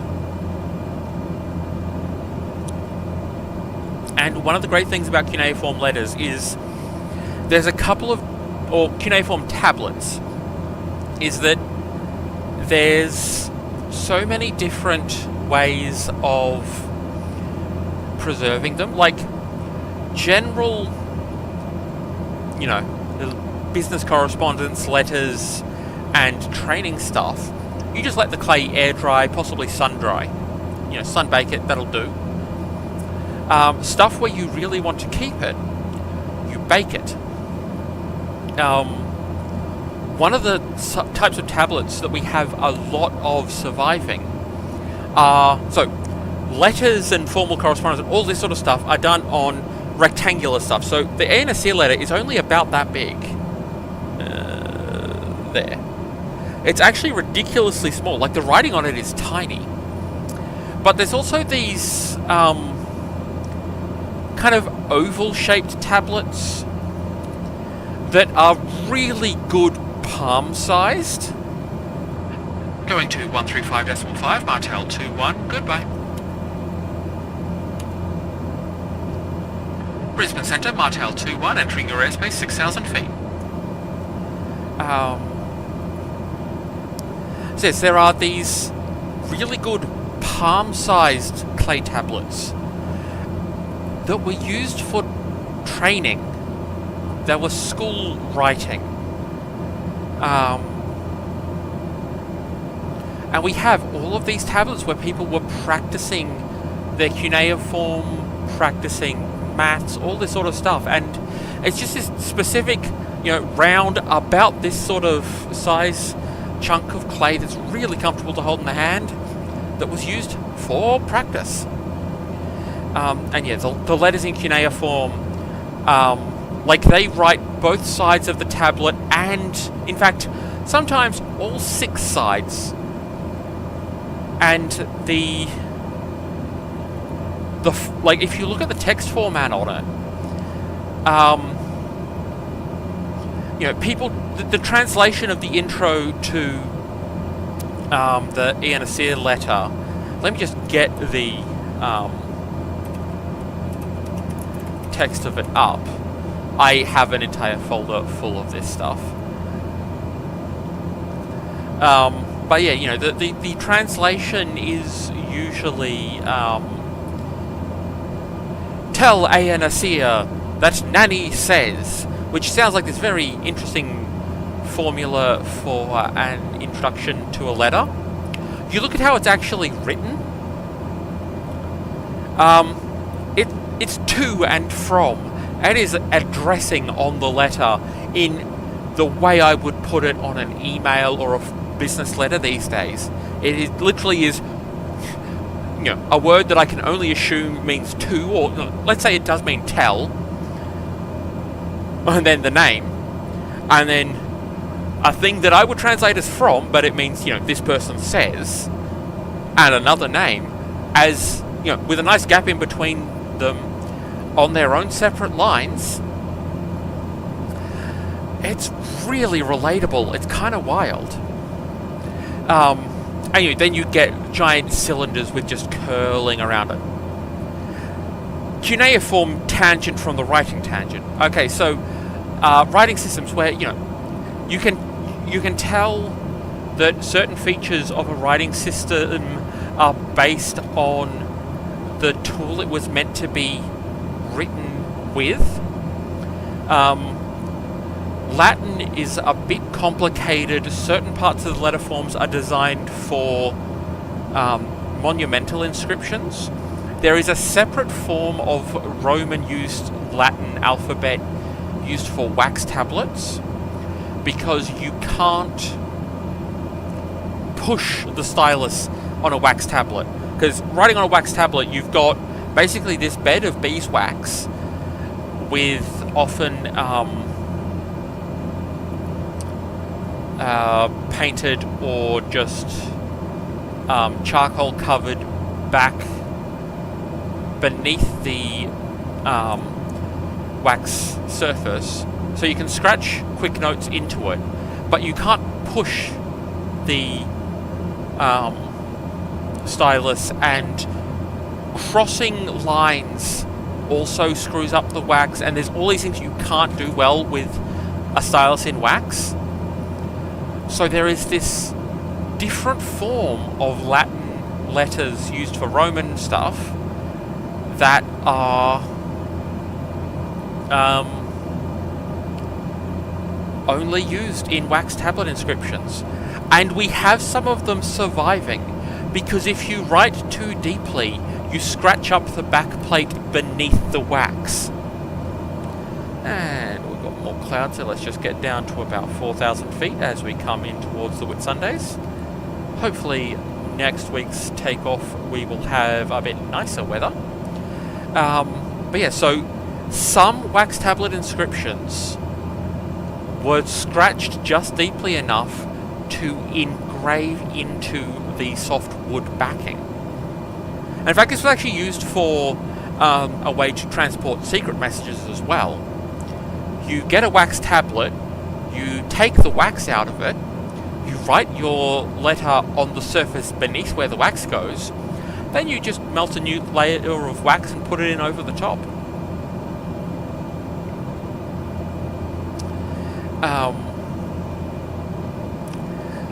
But yes, the place that this tangent originally came from, so medieval Latin stuff, the Pompeii scroll stuff is insane. And yes, you get the, medieval and also written stuff on scrolls is designed for being done with a pen of various kinds, and you actually get changes in the letter forms based on reed or quill pens, where there are certain things you can and can't do. Like, again, you can't push a quill pen directly away from you and not have it make a really weird juddering thing as the feather structure tries to bend backwards. So one of the things that I've studied particularly intently is English handwriting of the 1570s for my own weird reasons. And here we have the Whitsundays. And yes, you cannot push the pen directly away along the line of the pen. You have to go sideways. So a lot of the letters are actually written in 2 or 3 strokes. There are so many tricks of writing with proper dip pens, which I do not. So I don't do dip pens myself at this point. I do broad-nibbed fountain pen. Blamey Safari is 100% the way to go, by the way. If you want advice on getting a good fountain pen, I have opinions. But there are so many little things in doing a quill pen, especially using actual quill. So, step 1, you strip off almost all of the barbs, aka the floofy bits, because, as I'm sure you will have noticed, they get in your way. Like the fantasy image of somebody riding with an ostrich feather, absolute nonsense. There is exactly how you cut the quill. So you have to get a particular curve to make the fountain, to make the nib, which you know the shape of a dip pen nib. It is such a classic image with that curve through it, and then you have to slit the nib very specifically. Most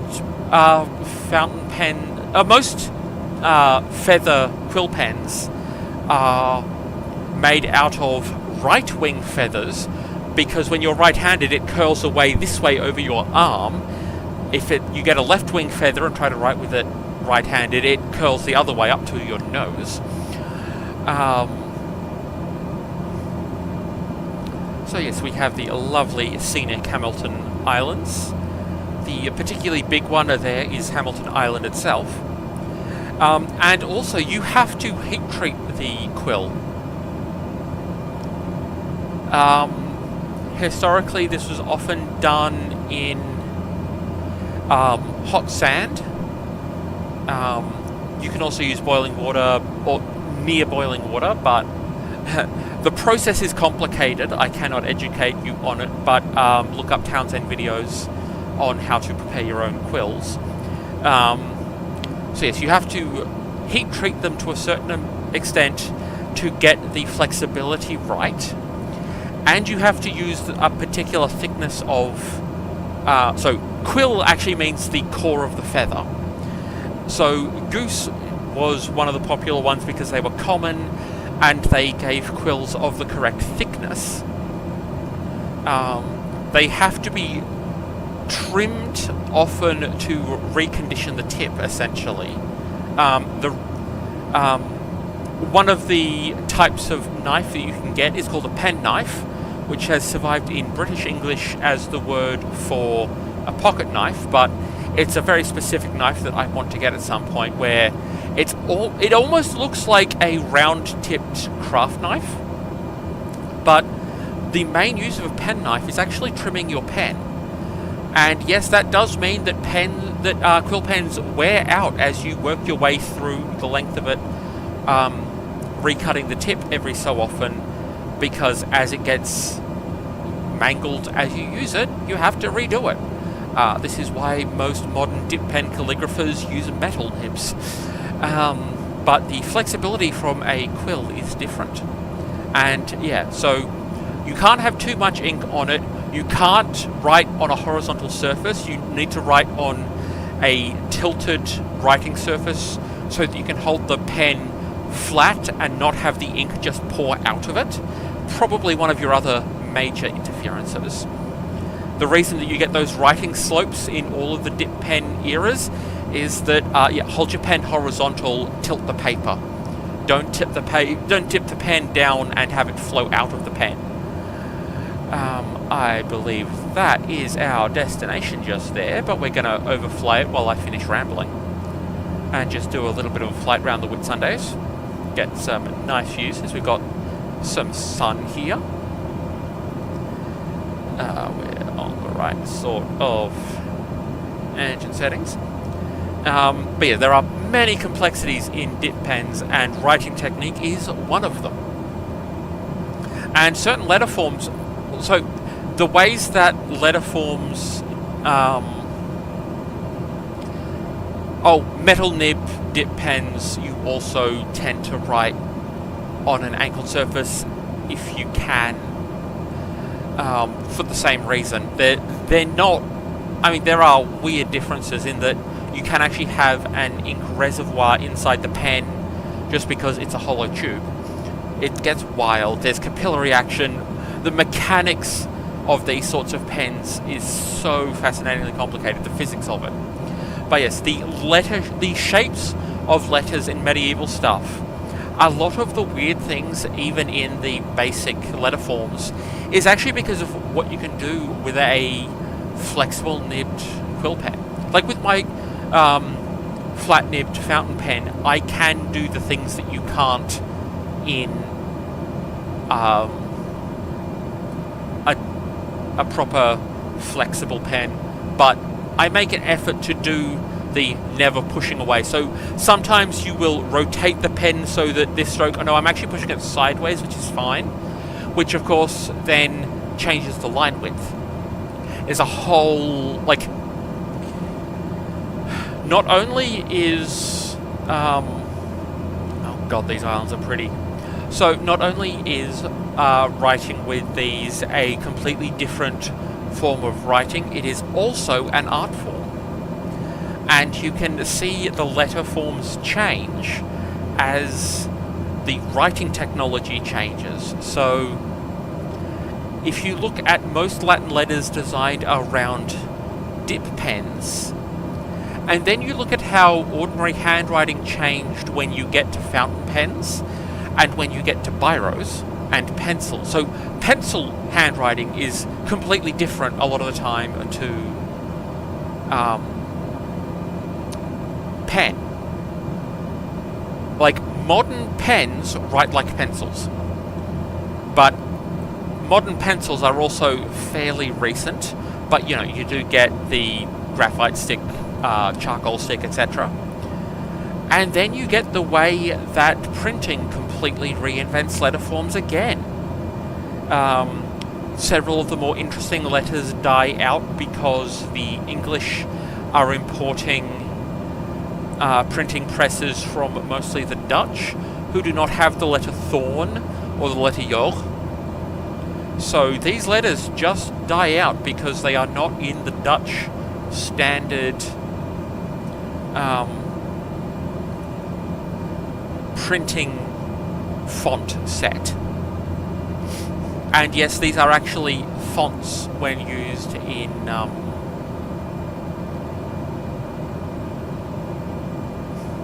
printing presses. They are made at a foundry, and they still call them that. Like, font comes from them being made out of molten metal and cast into these shapes. But you can see how the letters, yes, so what the Dutch printers would do is they had a letter that they typically used for Y, where you had, let's see if I can mirror this twice for the camera. So you would have your diagonal stroke and then a circular stroke coming down and meeting it, which was used for the letter Y, but also looked a bit like a script version of a thorn. So you would get that letter with a dot over it for Y, and without a dot over it for thorn.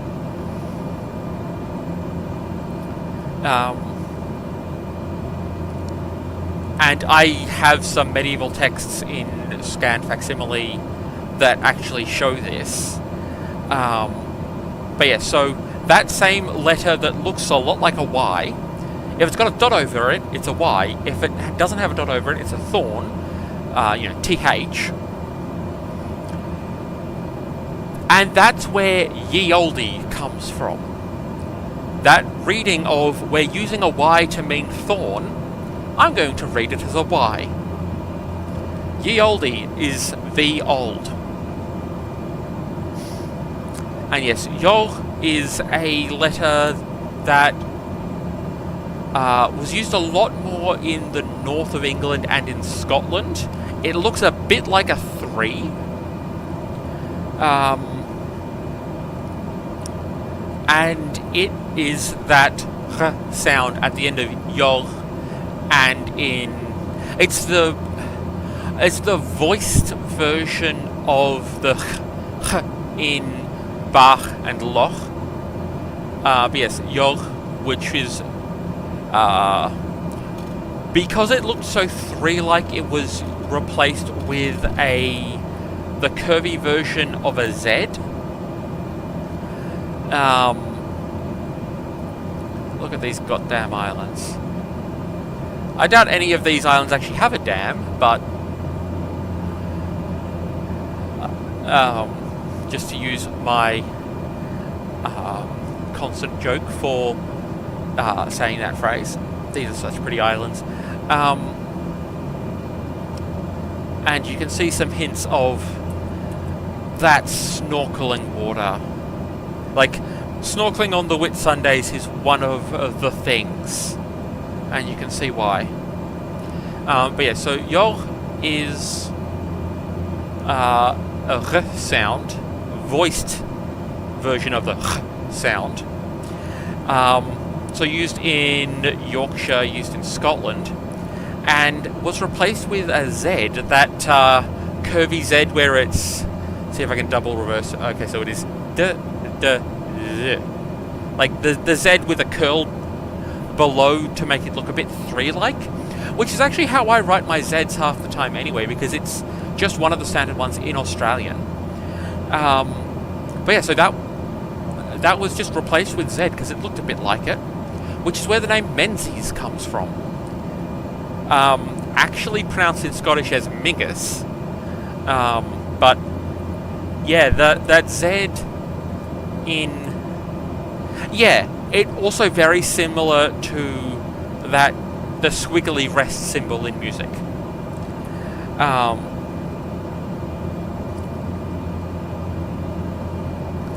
am so bad with note names because the whole half note, quarter note thing is American specific and not used in Australian and British English. It's crotchet rest, but because I do music typesetting a lot and I do it online, oh, not online, but digitally, I have weird mental encoding for... Ooh, that was a bit of a bump as we went over that island. I'm just going to pop that seatbelt light on, so everybody pop your seatbelts back on.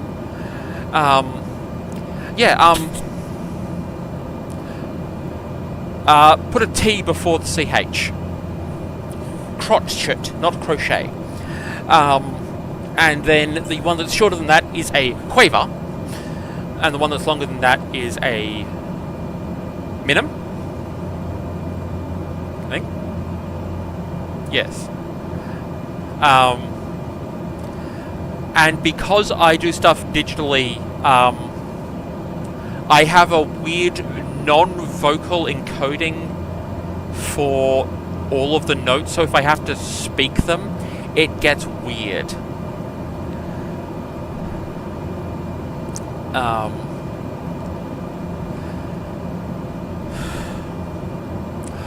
Oh yeah, there's actually a note shorter than that. There is the quasi-hemi-demi-semi-quaver. They are used for fast pieces, fast sections in slow pieces. So, you know, if you've got something really slow, but they're writing it out with crotchets and quavers for the most part. So, you know, you might have 40 or 50 crotchets per minute as your tempo. So it's a really nice, slow piece, and instead of just doing new tempo markers, you do that. They are basically unreadable at speed when you've got, okay, so counting the flags: quaver, semi-quaver, hemi-semi-quaver, hemi-demi-semi-quaver, quasi-hemi-demi-semi-quaver. So you're up to like 5 flags. So using the American system, a quaver is an 1/8, semi-quaver is 16, hemi-semi-quaver is 32, hemi-demi-semi-quaver is 64, quasi-hemi-demi-semi-quaver is 1/28th note. And there is recorded historical use of a 256th note. In medieval music that I play with much more often and enjoy a lot more, you don't get past the semi-quaver. And the flags on them are straight. It's great.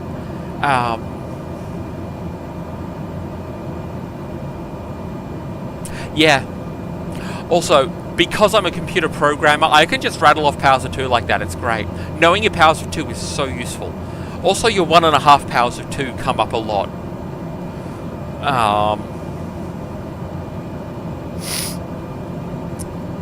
I have actually done some music typesetting in 16th century style as well.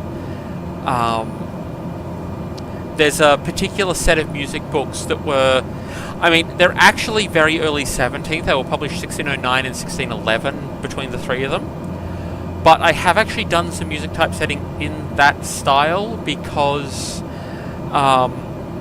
there was a particular piece that a friend wrote in good period style that actually got 49.5 out of 50 on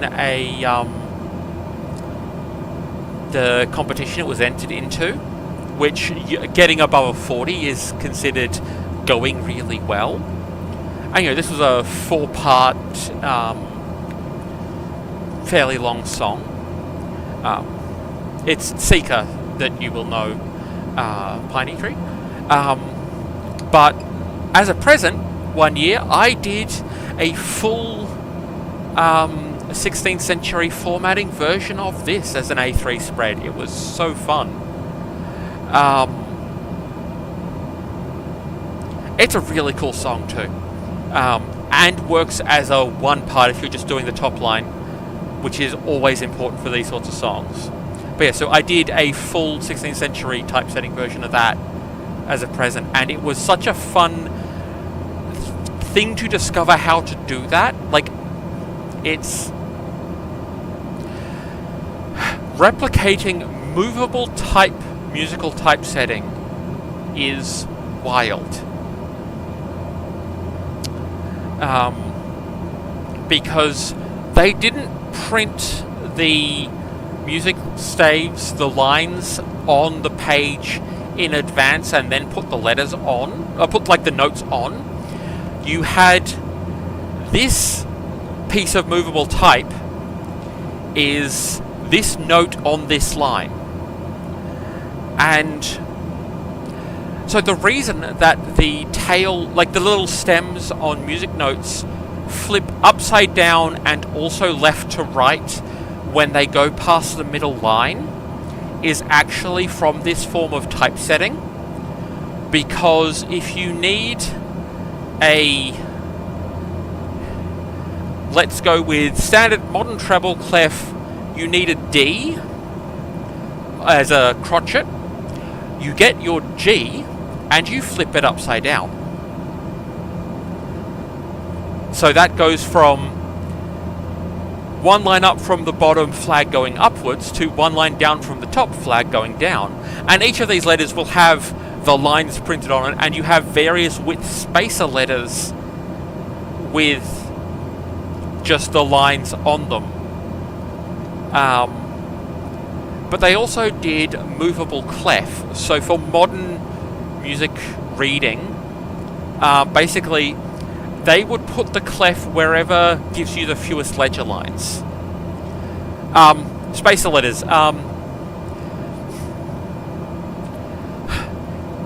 Things that are exactly like a piece of movable type for a letter, but it's just the bar lines of varying widths. So in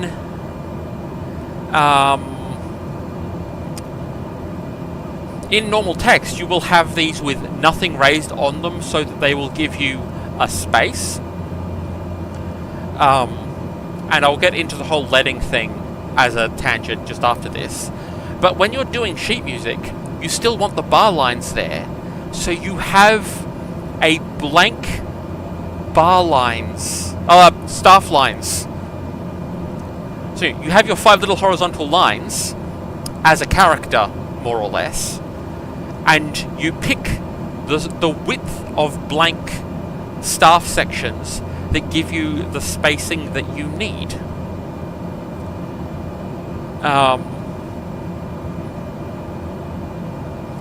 And you will have a bar line character with the 5 little staff lines on it as well.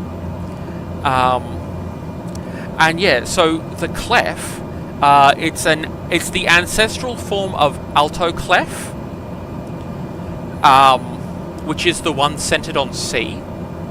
But they would put it on whichever line gave them the fewest notes outside the staff. So for reading if you're used to the modern stuff, it's really hard to deal with because you don't have a consistent baseline. But it's really useful for typesetting because you don't have to deal with ledger lines anywhere near so much.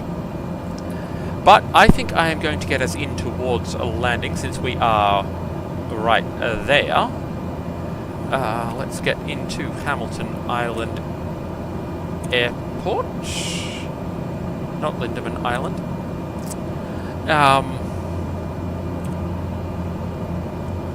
Oh, lovely. They have actual air traffic control at Hamilton Island. Hamilton Tower, Martel 2-1 is 10 miles southeast, 4,000 feet with information Alpha to land.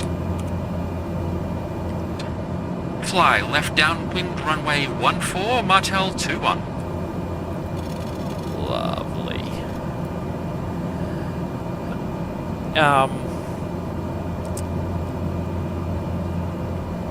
And yes, there are many cool things that can be done with sheet music that aren't often considered in a modern context just because they're not needed when we've got so much more space on the page and the ability to have so many more pages without it costing a fortune. One of my favourite is actually from a 16th century French dance manual by a guy called Arbeau.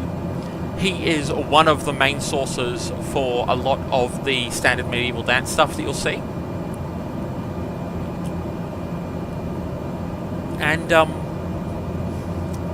so in the dance instructions section of his book, especially in the stuff where the music is shorter, because it's stuff like brawls / branlers and those sorts of things, he will print the dance music and the dance instructions on the same page, where the sheet music will treat the page as if it's set landscape.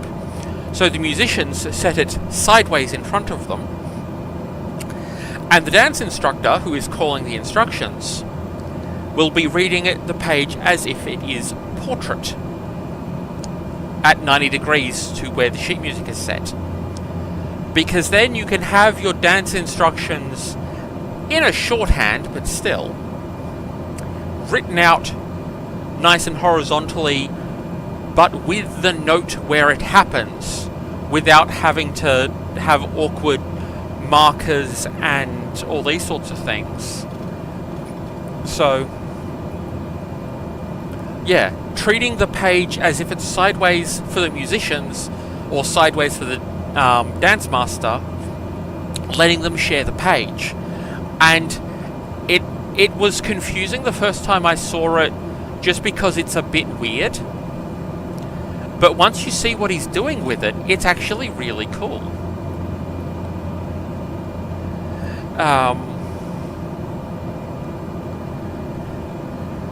So, doing a left downwind when we are essentially... what are we lined up for? So we are lined up for the back course. So that's part of the left downwind that we're doing here. Why are we turning that way? That knob got twiddled a bit weirdly. We are actually on the course for the left downwind on that runway. It was a bit confusing at first, but it makes so much sense. One of my other favourites from 16th century sheet music that I've looked at, my university library had like 1,000 different books in facsimile that I could look at and get ideas from. So, you know, I do have plans at some point to write a book that is printed 16th century formatting. I mean, modern printing tech, because I'm not that mad, but I have the stuff for typesetting 16th century formatting. But one of the other things that I saw was a book of lute duets. And it's printed in something like an A4 book. Medieval and Renaissance. I don't even need to pay alumni membership to get library access. It's great. Although I think I would have to for library borrowing access. But so this book of lute duets, they are printed on opposing, like the two parts are printed on opposing pages. One of them upside down. And I looked at this for a moment, it's like, why is one of these pages of lute tab, and also medieval, Renaissance lute tab is the ancestor of modern guitar tab, and I cannot read tab, I can only read sheet music. And I looked at it, it's like, why is one of these pages of tab upside down? Tablature. It's like, oh, you put it on the table between you. You play the part that's the right way up.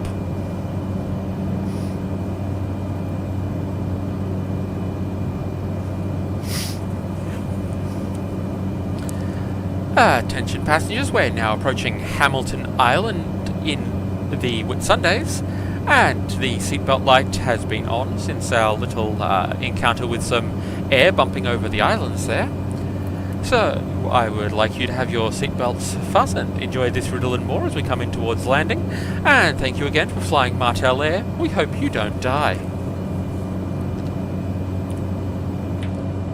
Cleared to land runway 14, Martel 21.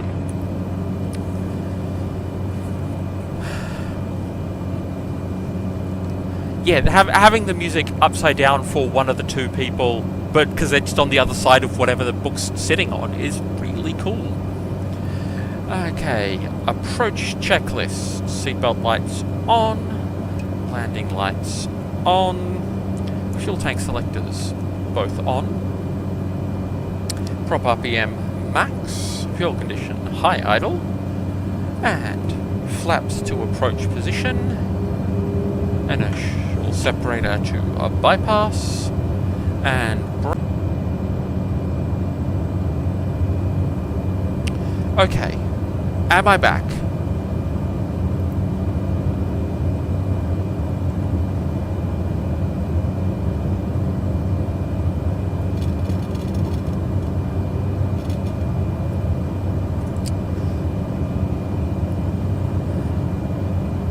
looks like the connection is back. Piney Tree, please tell me that I am back on the air. Lovely, thank you very much.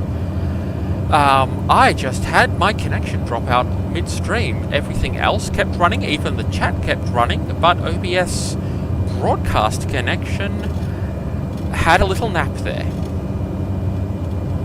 So we're just doing our, I don't know if it kept, like, buffering my recording of, if it, like, buffered what was happening while it was shut off there.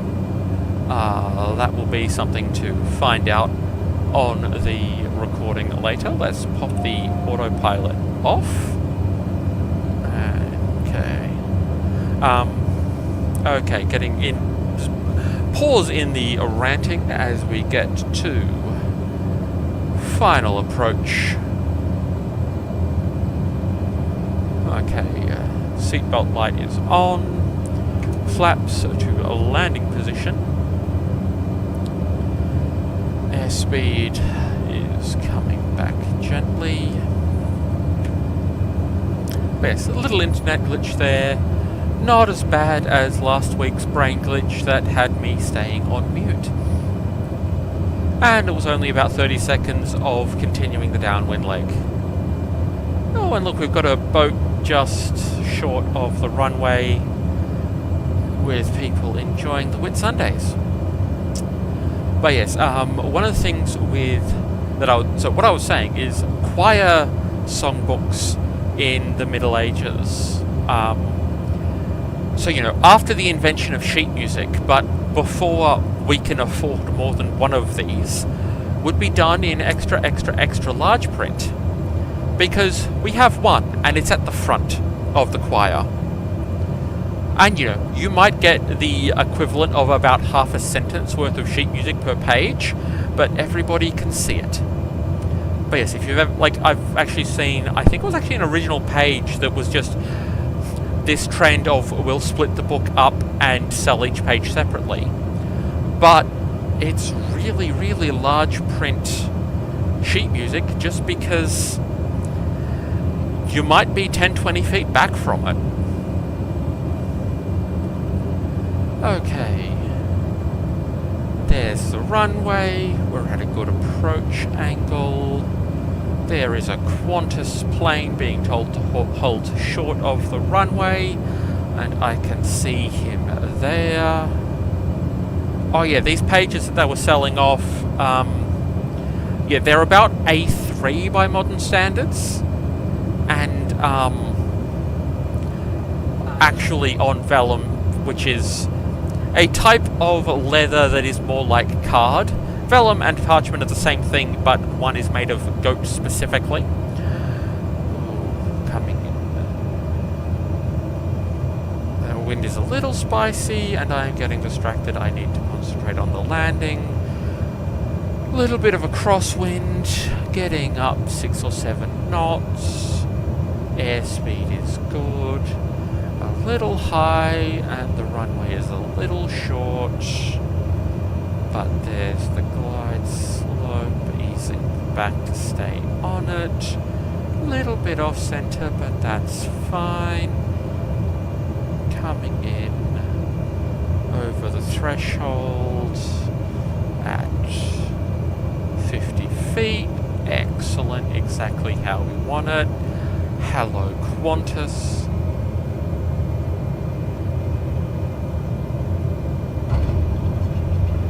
Runway, flaps up, and some light braking, and we go down here to the map while also making sure not to go off the side. And there are in fact no taxiways ahead of us, so we are going to mostly stop, and then nice tight turn.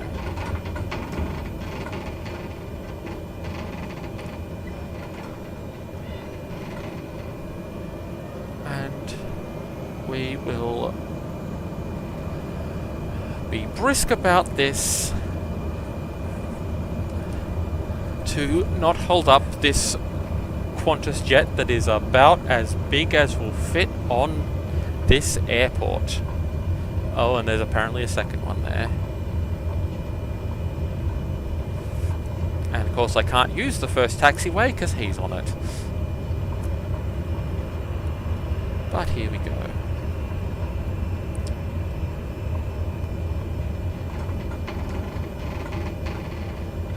And there we go. Exiting the runway.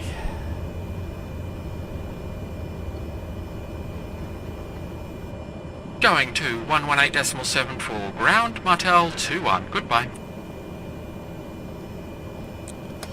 Okay, before arrival taxi checklist. Standby alt power off. Strobe lights off. Landing lights off. Taxi lights on. Seatbelt light on. Taxi clearance. Hamilton ground, Martel 21, request taxi to parking. Taxi to General Aviation parking by taxiway Bravo, Martel 21. Taxi clearance check. Inertial separator handle bypass. Prop RPM to minimum. Fuel condition low idle. And parking brake off. Before arrival taxi checklist complete. Okay. Yes, so the amusingly large print text that are in fact for holding up in front of the choir so everybody can see it, because we can only afford one. Okay, and apparently that detour out this far got us to the 2.5 hour mark, but if you've been enjoying it, then all is well. Hello, a large unmarked plane, you're very ominous. Hello, ground handling staff.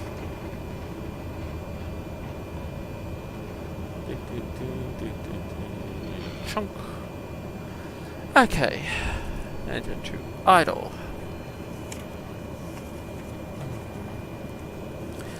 Attention passengers, we've landed safely on Hamilton Island and the local time is 1:26 PM.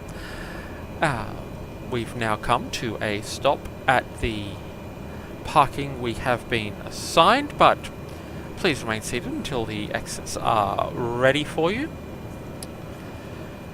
And this now concludes our flight from Rockhampton to Hamilton Island in detour from Mackay. And we here at Martel Air hope you've enjoyed your time in our tiny sky bus. Please wait until I've opened the door and you can calmly deplane in an orderly fashion. Our baggage handling services today will be provided by our wonderful passengers, so thank you for not leaving any of your luggage behind. Any personal belongings left behind as you leave the plane will be assumed to be a present to the co-pilot and enjoyed thoroughly. Thank you for flying Martel Air. We hope you don't die. Shutdown checklist. Parking brake set. Power lever idle. Bleed air heat switch off. Prop RPM feather. ITT is stable in minimum range. Oh, that's climbing slightly, but stable. Fuel condition cut off.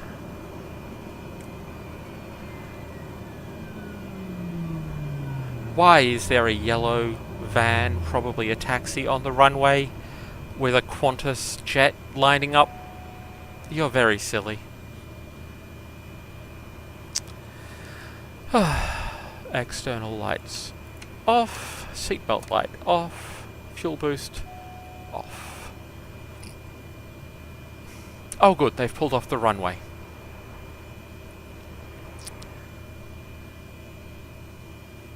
Yes, taxis should say, I mean, honestly, taxis should not be on the taxiway either. I'm curious about the etymology of taxiing in a plain sense and taxi in the automobile for hire sense. That's an interesting one that I've not actually looked up yet. I'm now curious.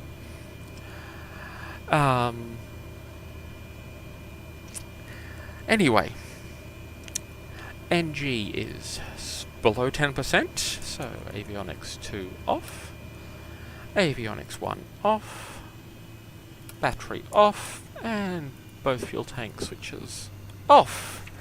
Shutdown checklist complete.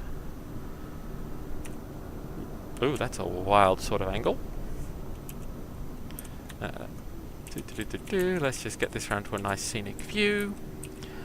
But yeah, so hopefully you have enjoyed the extended flight where we detoured to somewhere a little more tropical and interesting. And we'll be continuing from here onwards out to the various tropical and getting almost equatorial places in far north Queensland. Mackay, where we were originally going to stop, is alternately labelled as either central or north Queensland, so I'd consider it kind of the border between the two. But yeah, so that finishes up the 2.5 hour stream for today. Enjoy the Kofi machine in the back of the plane, and I'm hoping that referring to it as the Kofi machine is a subtle enough and in the roleplay enough way to include that little bit of, since the stream is too small for Patreon or YouTube memberships or any of those things, there is no pressure to do anything with that, but it's there, and I am enjoying thinking about there being a coffee machine in the back of the plane to supplement the in-flight catering. I just find that fun. So I think I'm going to be keeping that as the way I'm phrasing that, but yeah, no pressure for that. Any money I get through that is going to be spent on graphic packs, so, you know, airport upgrades, like I got the Canberra airport upgrade. The money for the Caribou was in fact just straight up donated by a viewer, which was lovely and meant that I could get the Caribou. And yeah, so for next week's stream I will try to get together a list of interesting Australian place names to ramble about, and we'll see what the length of flight I end up booking in for that, based on the different destinations about a stream's worth up the coast. And yeah, so I will think of names for the caravan and possibly the Caribou. They might well be in Welsh. In the Dungeons and Dragons game that I am just starting up running, almost every single one of the place names that I needed to come up with a name for something is just in Welsh. Doing the name it exactly what it is, but in another language, as happens with so many rivers that are named the River. Oh, you are also learning Welsh. Excellent. I just hit my 1 year streak on Duolingo, which was very exciting. I am not confident in it enough to consider myself able to speak much, but so much more is starting to sink in, and I have enough to be able to get emotional watching certain performances of Ohid.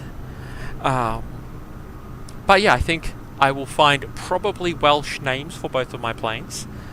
At some point I will need to also update the default flight thumbnail that comes on before the streams, because I've updated the plane livery several times since then with small little improvements, like working out how to put the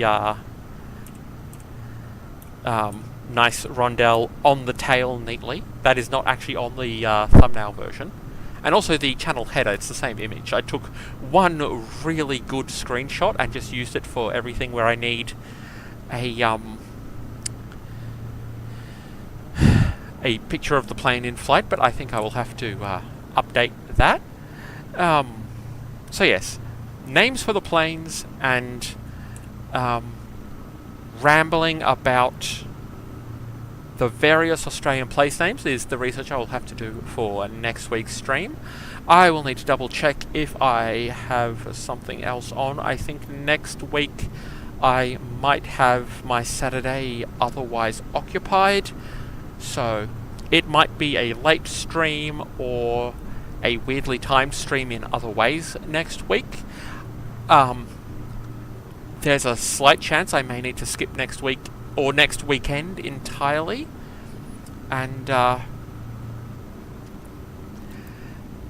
yes, I am curious to see how weird the time vortex got for you there. But hopefully you have enjoyed the rambling and info dumping for body doubling while you have been sorting your craft supplies, and for whatever anybody else in the silent part of the passenger cabin has been doing. I hope that you've enjoyed my rambling for that, and I will see you all next flight.